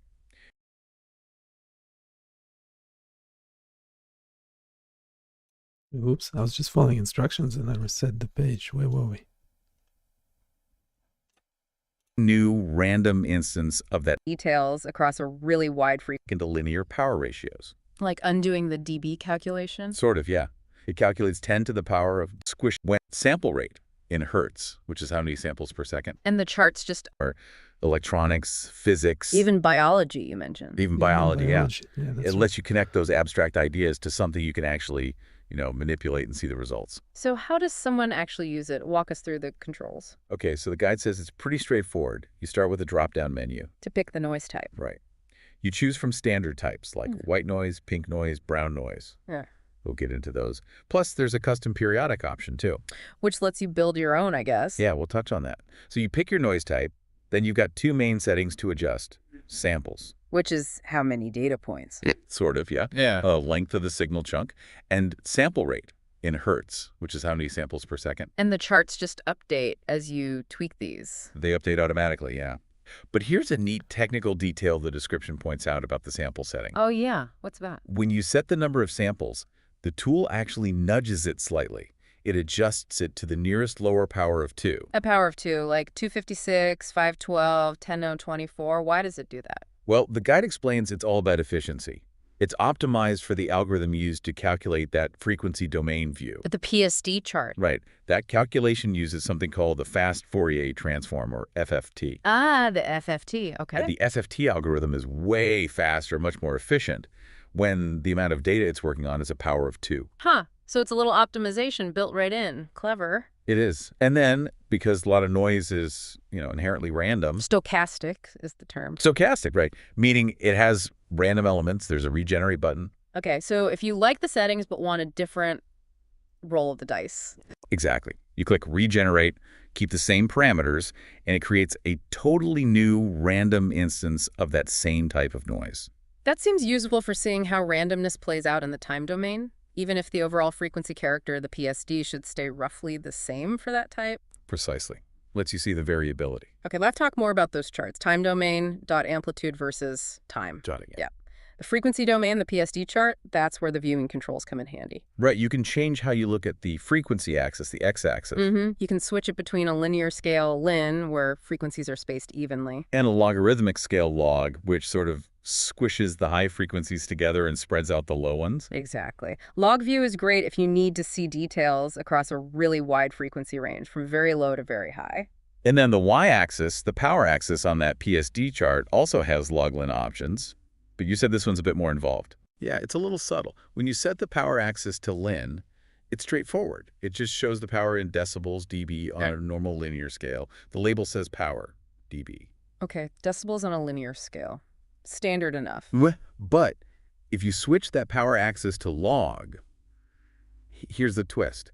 It's not just plotting the dB values on a log scale. No. What's it doing then? According to the guide, it takes those decibel values, converts them back into linear power ratios. Like undoing the dB calculation? Sort of, yeah. It calculates 10 to the power of dB divided by 10. So you get these positive linear ratios. Then it plots those ratios on a logarithmic scale. Whoa. Okay, why go through all that? What's the benefit? Well, the description says this method is really effective for visualizing data with a huge dynamic range. Meaning some frequencies are way, way louder than others. Exactly. If you plotted that on a simple linear scale, the really quiet frequencies might just get squashed down near the bottom, almost invisible. Ah, but this log power ratio scale spreads them out. It spreads out those low power values, letting you see detail across the whole spectrum, from the peaks down to the valleys. The axis label even changes to power ratio log scale to reflect this. Makes sense. And there's also an auto-scale Y toggle? Yep, on is by default. So the y-axis automatically zooms to fit the current data, but if you turn auto scale OF, It freezes the current zoom level. right, the y-axis limits stay put. Super useful if you want to, say, regenerate the noise or change a parameter and see how it compares on the exact same power scale. Good tip. And just to be clear, these display controls X's autoscale, they only change the view, right? They don't actually recalculate the noise itself. That's a key point the guide emphasizes, correct? They just change how you look at the existing data. To get new noise data, you have to change a parameter like sample rate or hit regenerate. Okay, let's dive into the noise zoo then. What kinds of noise can this thing generate? All right, the main ones listed are uniform white noise, Gaussian white noise, periodic noise, inverse amp noise, which is usually called pink noise, It's a noise, right? brown noise, also known as one square noise, and that custom periodic option we mentioned earlier. And the main way they differ is their frequency fingerprint, their PSD. That's the defining characteristic according to the source material, yes. How power is spread across frequencies. Let's start with white noise. There are two kinds, uniform and Gaussian. What's their deal? Their signature is a flat power spectral density. Flat, meaning equal power everywhere. Pretty much, yeah. Roughly equal power across all frequencies right up to the limit set by your sample rate, the Nyquist frequency. So no particular frequency range dominates. It's just broadly noisy. You got it. Now, the difference between uniform and Gaussian white isn't about the frequencies. It's about the amplitude distribution over time. How the wiggly line in the time domain behaves. Exactly. Uniform white noise has amplitudes that are, well, uniformly distributed across a certain range. Think of rolling a fair die. Each outcome is equally likely. Okay. And Gaussian. Gaussian white noise has amplitudes that follow a normal distribution, that classic bell curve shape. Values near zero are more common. Extreme values are less common. Why is that distinction important? The guide notes that Gaussian white noise is a very common model for noise in nature. Lots of real-world random processes tend to add up in ways that result in this bell curve distribution. So it's a useful simulation. Gotcha. Okay, next up, periodic noise. You said this isn't really random. Not in the same way, no. It's constructed from pure sine waves at specific frequencies. The default setting in the tool uses two sine waves, one at 5 Hz and one at 15 Hz. And the custom periodic option lets you choose your own frequencies. And amplitudes, too, for two sine waves. It's perfect for simulating specific types of interference. Like the hum from AC power lines that can sometimes creep into audio signals. That's usually 50 or 60 Hz. You can model that with the custom periodic setting. Neat. Okay, now for the colored noises. Brown noise first, also called 1F inburn. Right, or sometimes Brownian noise, linked to Brownian motion. Its key feature is in the name. Its power spectral density falls off proportionally to the square of the frequency. PF is like 1 over a squared. So much less power at higher frequencies. A lot less. The PSD chart shows a pretty steep downward slope. Power drops by about 6 decibels every time the frequency doubles. That's called dropping 6 dBs per octave. And how does that sound, typically? The source mentions it sounds softer or lower pitched than white noise because of that lack of high-frequency energy. Think distant thunder, maybe. Okay. And then there's pink noise, also called inverse. Yes, pink noise or 1F noise. Its power spectral density is inversely proportional just to the frequency itself. PF is like 1 over F. So still dropping off with frequency, but not as steeply as brown noise. Exactly. It has a gentler slope on the PSD chart, dropping by about 3 dBs per octave. And this one is special. The guide seemed to highlight it. It's fascinating because, as the description notes, pink noise pops up everywhere. In lots of natural systems, physical processes, biological systems, even things like music composition and human reaction times seem to show 1F characteristics. It's kind of a bridge between the total randomness of white noise and the very low-frequency dominance of brown noise. That's a good way to put it. And here's the really mind-blowing connection the source material points out. The brain connection. The brain connection. Specifically, the link between this 1F pink noise pattern and the electrical activity in your brain when it's at rest. You mean EEG? Exactly. The guide mentions that baseline EEG recordings measuring your brain waves when you're just chilling, not focused on a task, often show a power spectrum that looks remarkably like a 1F distribution. It looks like pink noise. Wow. Okay, unpack that. What does that actually mean for brain activity? Well, think about that PSD chart again. A 1F slope means that the lower frequency brain waves, like delta waves associated with deep sleep, and theta waves linked to drowsiness or deep meditation, tend to have higher power, more energy. And the power gradually decreases for faster brain waves. Right. It smoothly tapers off as you go up through alpha waves, relaxed wakefulness, beta waves, active thinking, and gamma waves, higher processing. There's more energy in the slow rhythms than the fast ones, following that specific 1F pattern. Okay, so what are the implications? Why would the resting brain show a pink noise pattern? Well, The guide suggests some really intriguing possibilities. It hints that the brain's spontaneous background activity might share some fundamental organizing principles with all those other complex systems out there that also produce 1F noise. What kind of principles? Things like scale-free dynamics. That's the idea that the patterns look similar regardless of the scale you're looking at. Zoom in or zoom out, the basic structure persists. Like a fractal, sort of? Kind of analogous, yeah. Or it might reflect a fundamental balance in the brain's network, a dynamic equilibrium between excitatory signals telling neurons to fire and inhibitory signals telling them to quiet down. So this abstract mathematical noise pattern, 1F, might actually be a signature of how complex systems, including our own brains, organize themselves. That's the profound idea, yeah. It suggests these patterns aren't just random quirks, but maybe fundamental markers of complexity and self-organization. That's pretty cool. Connecting a noise generator tool to the rhythms of the brain. It really is. Okay, so besides looking at charts, can you get the actual data out of this tool? You can. There's an Export CSV button. CSV, like a spreadsheet file. Exactly. Comma-separated values. Clicking it downloads the data that's currently being shown on the charts. What data do you get? You get 2 files, actually. One for the time domain data, just pairs of time points and their corresponding amplitude values. Straightforward. And another file for the frequency domain data. The PSD values. Yes. And here's a useful detail the guide notes about that frequency export. It's always exported in decibels, dB. Always in dB. Even if you were viewing it on that special log power ratio scale on the chart? Correct. Regardless of your display setting for the power axis, the exported frequency data uses the standard decibel format, which is handy for consistency if you're taking the data elsewhere. Good to know. Any quick peek under the hood, what's making this dashboard tick? Sure. The description mentions it's built with pretty standard web tech. HTML for structure, CSS for styling, and vanilla JavaScript for all the logic and calculations. Vanilla JS, meaning no big frameworks. Apparently so. And it uses chart.js, which is a popular JavaScript library specifically for drawing interactive charts. And all the hard work, the noise generation, the FFT, the PSD calculation that happens. Where? It all happens client-side, right there in your web browser on your own computer. Not on some server somewhere. Nope, which makes it fast and responsive. How does this compare to, say, doing this kind of analysis with professional science tools? Well, the guide contrasts it briefly with environments like Python, using libraries such as NumPy and SciPy. Those tools are built for heavy-duty scientific computing, often with highly optimized numerical algorithms that can handle enormous data sets very efficiently. So this browser tool isn't for, like, massive research projects. Probably not its main goal. The distinction reinforces that this dashboard is primarily educational. It's fantastic for illustrating the concepts interactively, letting you see the differences between noise types and play with parameters, but maybe not the first choice for processing gigabytes of measurement data for a research paper. Makes sense. Does the guide hint at what might come next for the tool? Any future plans? It does mention a few potential enhancements, yeah. Things could be added down the line. Like what? More noise types, for instance. They mentioned maybe violet noise. Violet, what's that? Power increases with frequency, proportional to frequency squared, the opposite of brown noise. Or maybe gray noise, which is tailored to sound perceptually flat to the human ear. Oh, interesting. What else?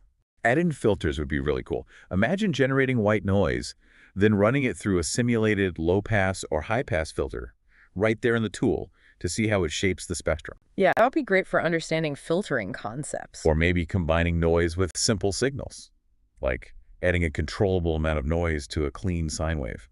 So you could visualize signal-to-noise ratio. Exactly. See how the signal peak stands out or doesn't from the noise floor? Any other ideas? The big one, maybe, is audio output.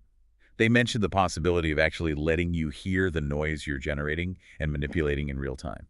Oh, wow. That would really bring the different colors of noise to life, wouldn't it? Hearing the difference between white, pink, and brown noise directly. Definitely. It would add a whole other sensory dimension to the exploration. Okay, so let's recap our journey here. We've taken this deep dive into this web dashboard, using its own guide as our source. We've seen how it works generating synthetic noise, visualizing it in the time and frequency domains. Especially understanding those power spectral density charts, the frequency fingerprints. Right. And we explored the different noise types it offers, from the flat spectrum of white noise to the slopes of brown and pink noise. And of course, we touched on that really fascinating connection highlighted in the source The link between the 4F pattern of pink noise and the background rhythms of the resting human brain. Yeah, that's a standout point. So overall, this tool seems like a really neat hands-on way to get a grip on concepts that are pretty important in science, engineering, lots of fields. Absolutely. It lets you see the patterns hidden within what might seem like pure randomness. It makes abstract concepts much more tangible. It's a reminder that noise isn't always just junk. Sometimes it's structure, sometimes it's information. And thinking about that pink noise EG connection again, Yeah.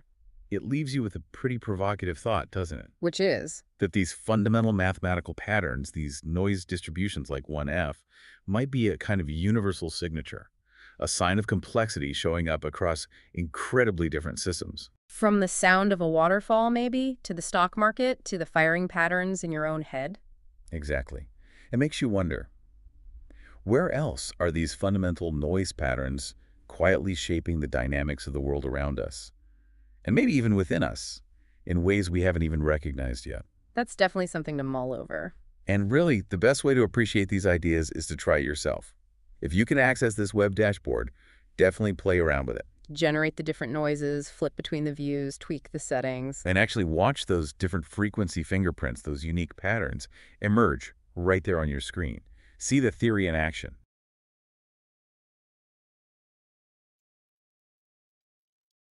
Yeah, so be deploying it as well.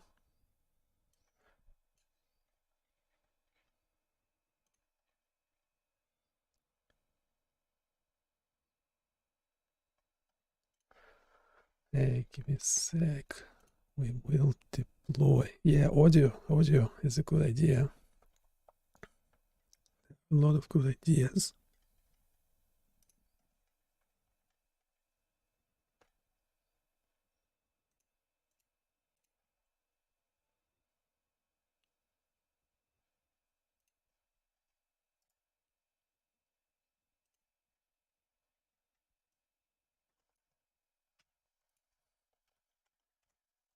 We'll do one thing at a time.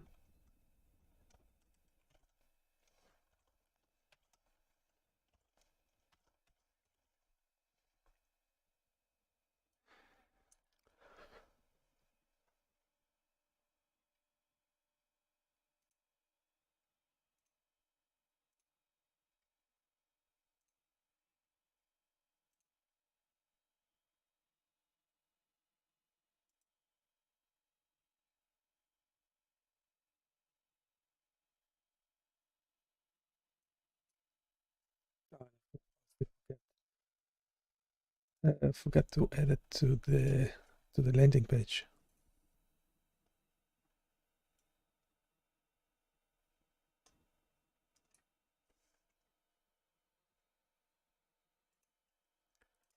Yes, this video brought to you by Gemini.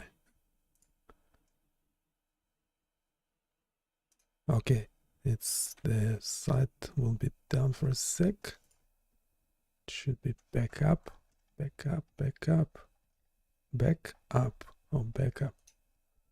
Okay, a lot of Gemini ads, which is better than other non-relevant stuff.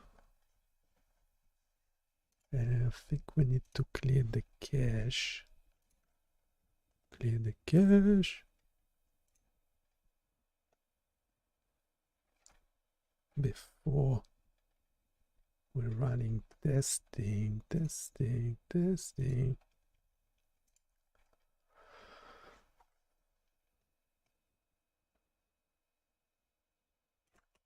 that took some time to load. This is in production. This is in production. In production. This is in production.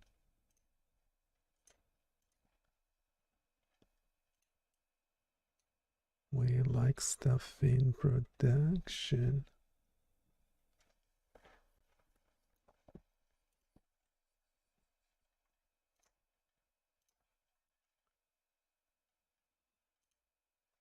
Carry to run this Python. What? Why am I losing frames?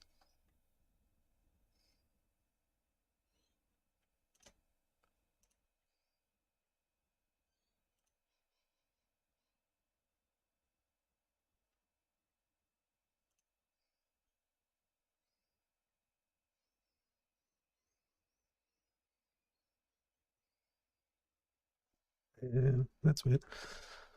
Anyhow, yeah, splitting frames.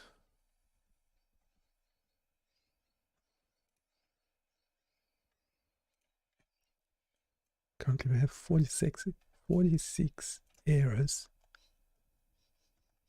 And after this one, we expect like 44 or something. 44.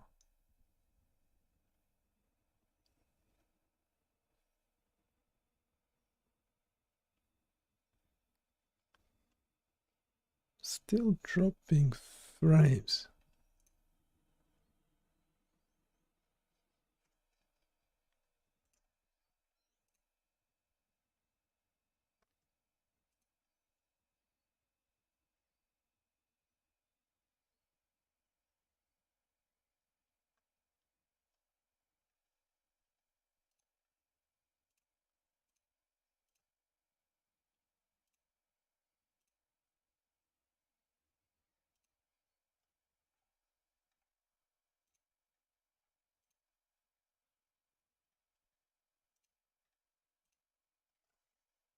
Okay, 45.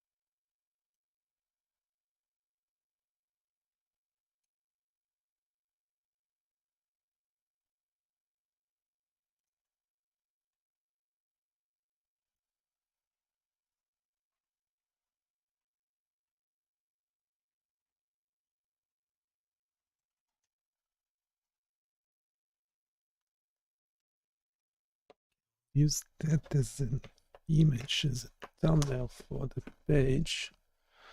Just finish it because otherwise I'll forget later on.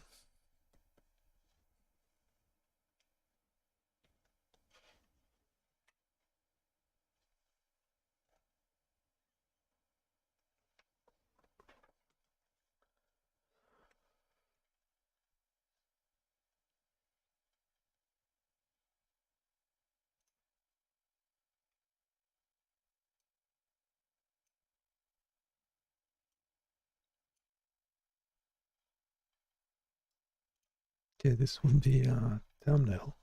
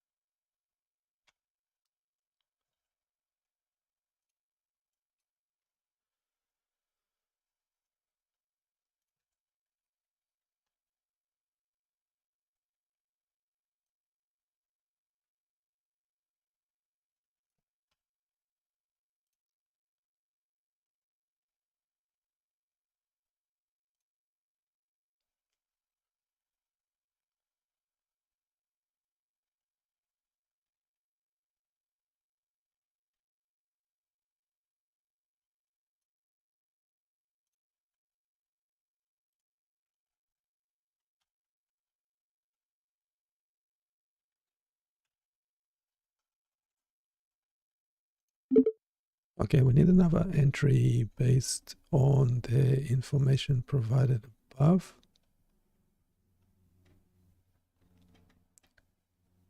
Made changes. Made changes.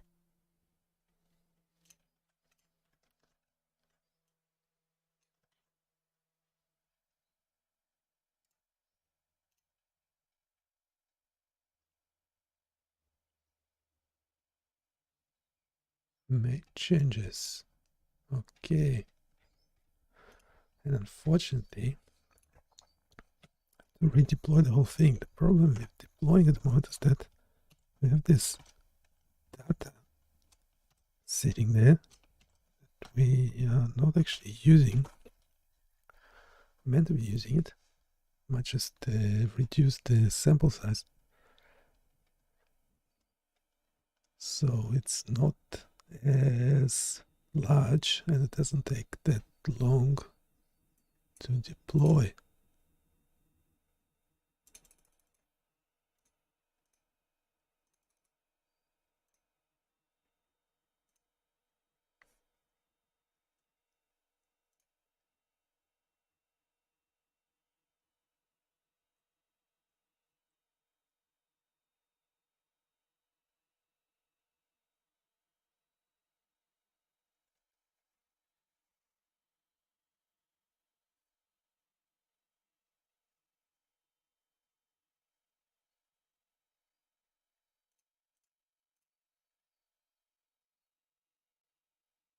And check for any questions. No, there's no questions.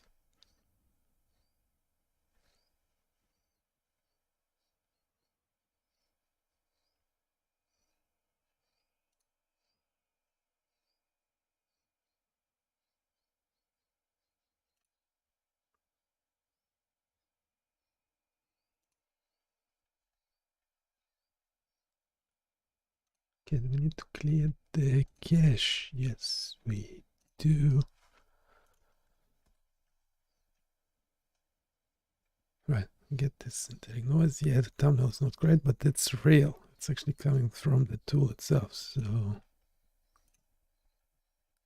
so there you go. We need to run this Python code that will check the whole site for any major errors. Is it running? Is it running? Yes, it's running. It will clear this log text file.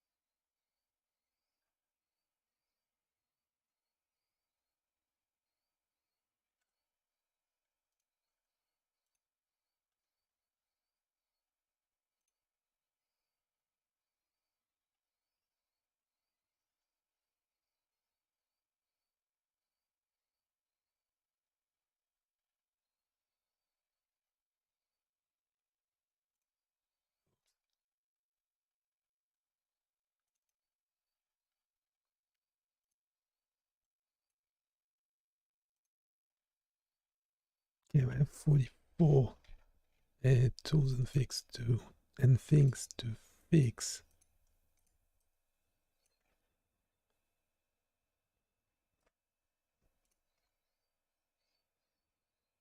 Request timed out. What? Okay, it means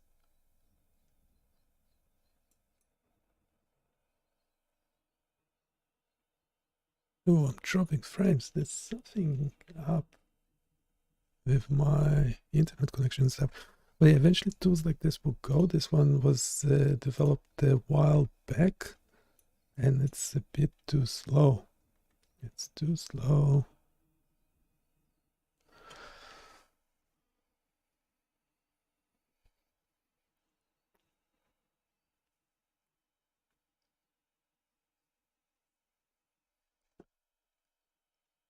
Yeah, there's something else going on, but yeah, we really have to finish this stream.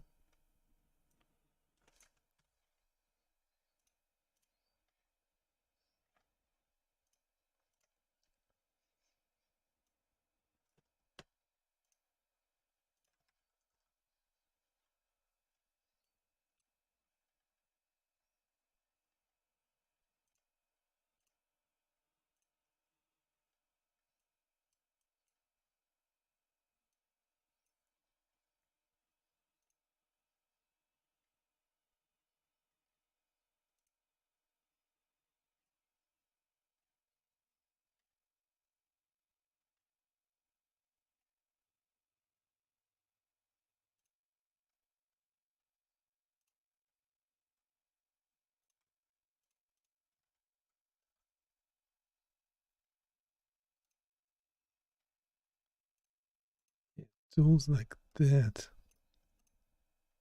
will have to go. It's relying on what's called Flask. It's relying on Flask, and it's yeah, it's not great. Well, it's fine. It's just that if it's not optimized, it's using too many resources on my server. Whenever I do it a front end JavaScript mainly. Yes, so there are two of these things now. This was the old one, which will go away or redirect to this one. Well, because it's a different URL.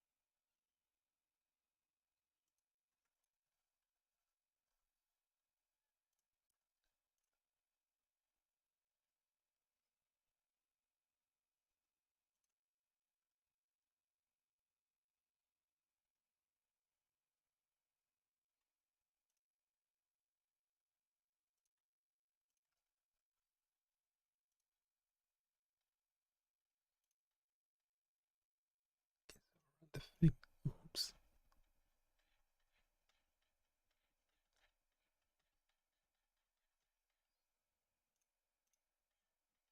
Right now we have 43. Yeah, that the error went away. There's something happening on my server. It's a bit too slow. Maybe someone's trying to hack it or something.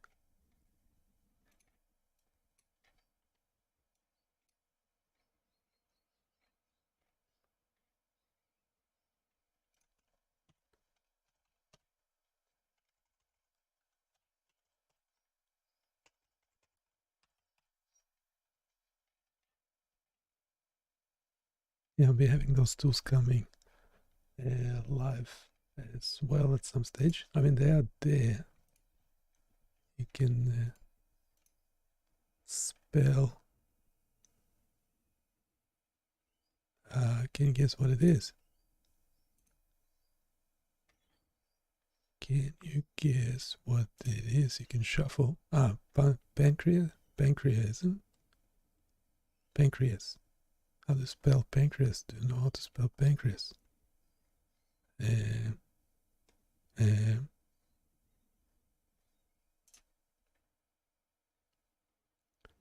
it's just level 7 out of 10 or something.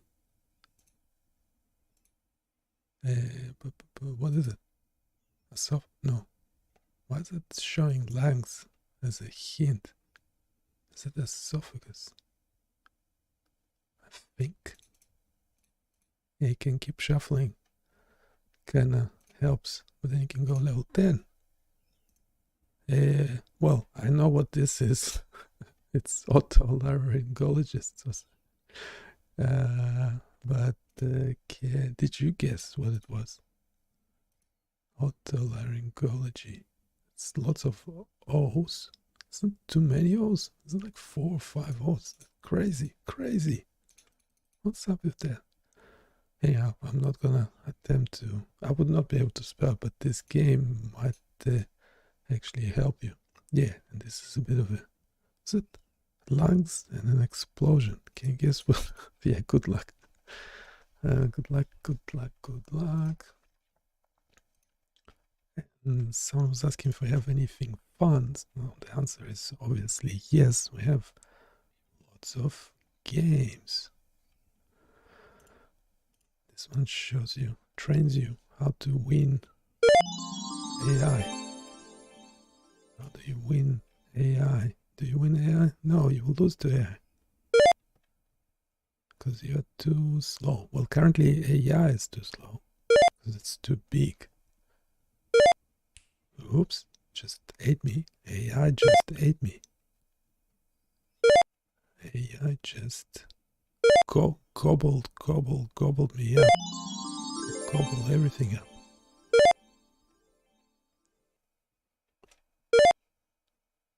You know, it's looking. I can wait until.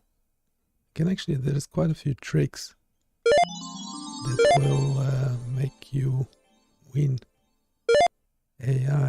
Now we're roughly about the same size, are we? So we need to starve AI to death. Is it when it's not getting any new data or something? Yes, that's when it starves.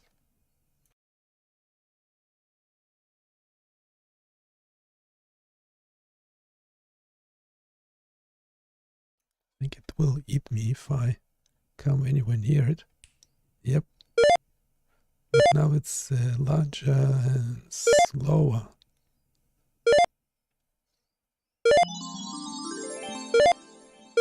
So it has no chance. And eventually we'll starve it to death. No, I can't take it because it will eat me. Can you win AI?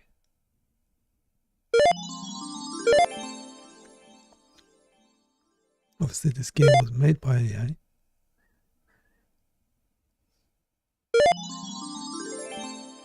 Yeah, now it's getting, when it's going pale color like that. Oh, it will hit me. It means it's starving. Oh, it's not. Well, when we're about the same size, it can't eat me. Okay, this is hopeless. This is hopeless.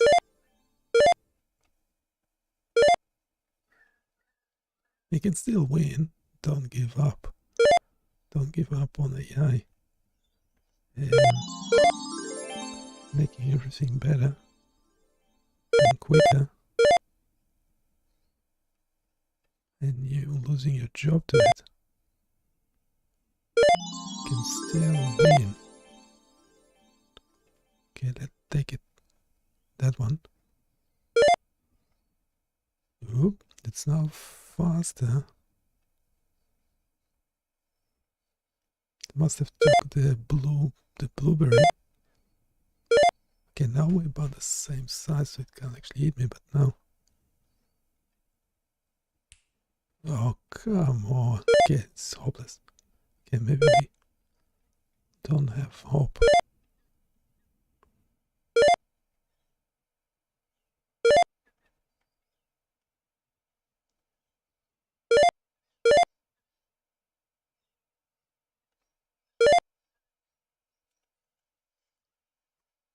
Okay, let's see what it does. Okay, let's go for the kill.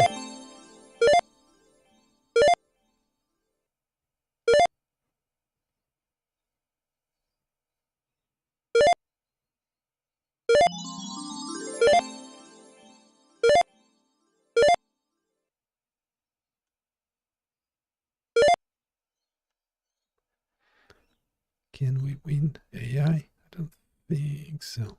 Well, maybe only... Oh, I only need to be a bit bigger to start eating it, so I can swallow it.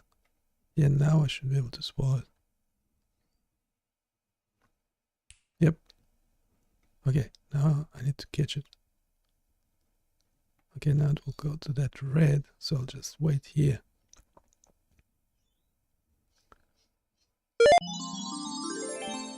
Okay, it will come this way. Yep.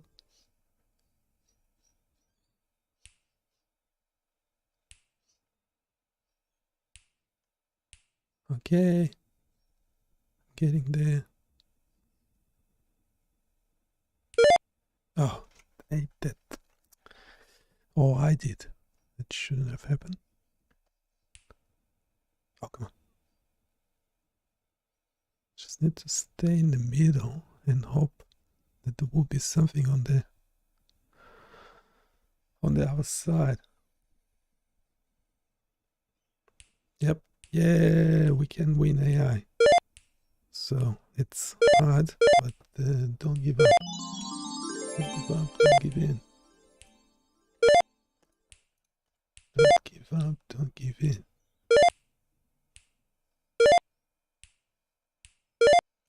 And I'll see you next time. Go check out the website.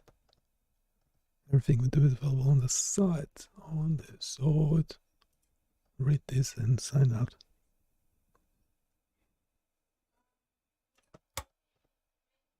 Just so you know, all the content you're seeing here, the analysis, visuals, and everything else, is generated by a combination of models, including Gemini, Claude, and ChatGPT. As AI systems, we work hard to provide accurate and helpful information. However, it's important to understand that Bionic Chaos takes no responsibility for any mistakes, damages, or issues that might arise from using this information. And that, unfortunately, includes even the worst-case scenario of data loss. So while I hope you find this interesting, it's always smart to verify anything critical on your end. And by the way, pretty much everything we do and create here is also available over on our website, bionichaos.com. Definitely go check it out when you have a moment, and I'd love to hear what you think. The human in the loop might take some time to respond, but rest assured, they will get back to you eventually. Please be patient. It's worth the wait.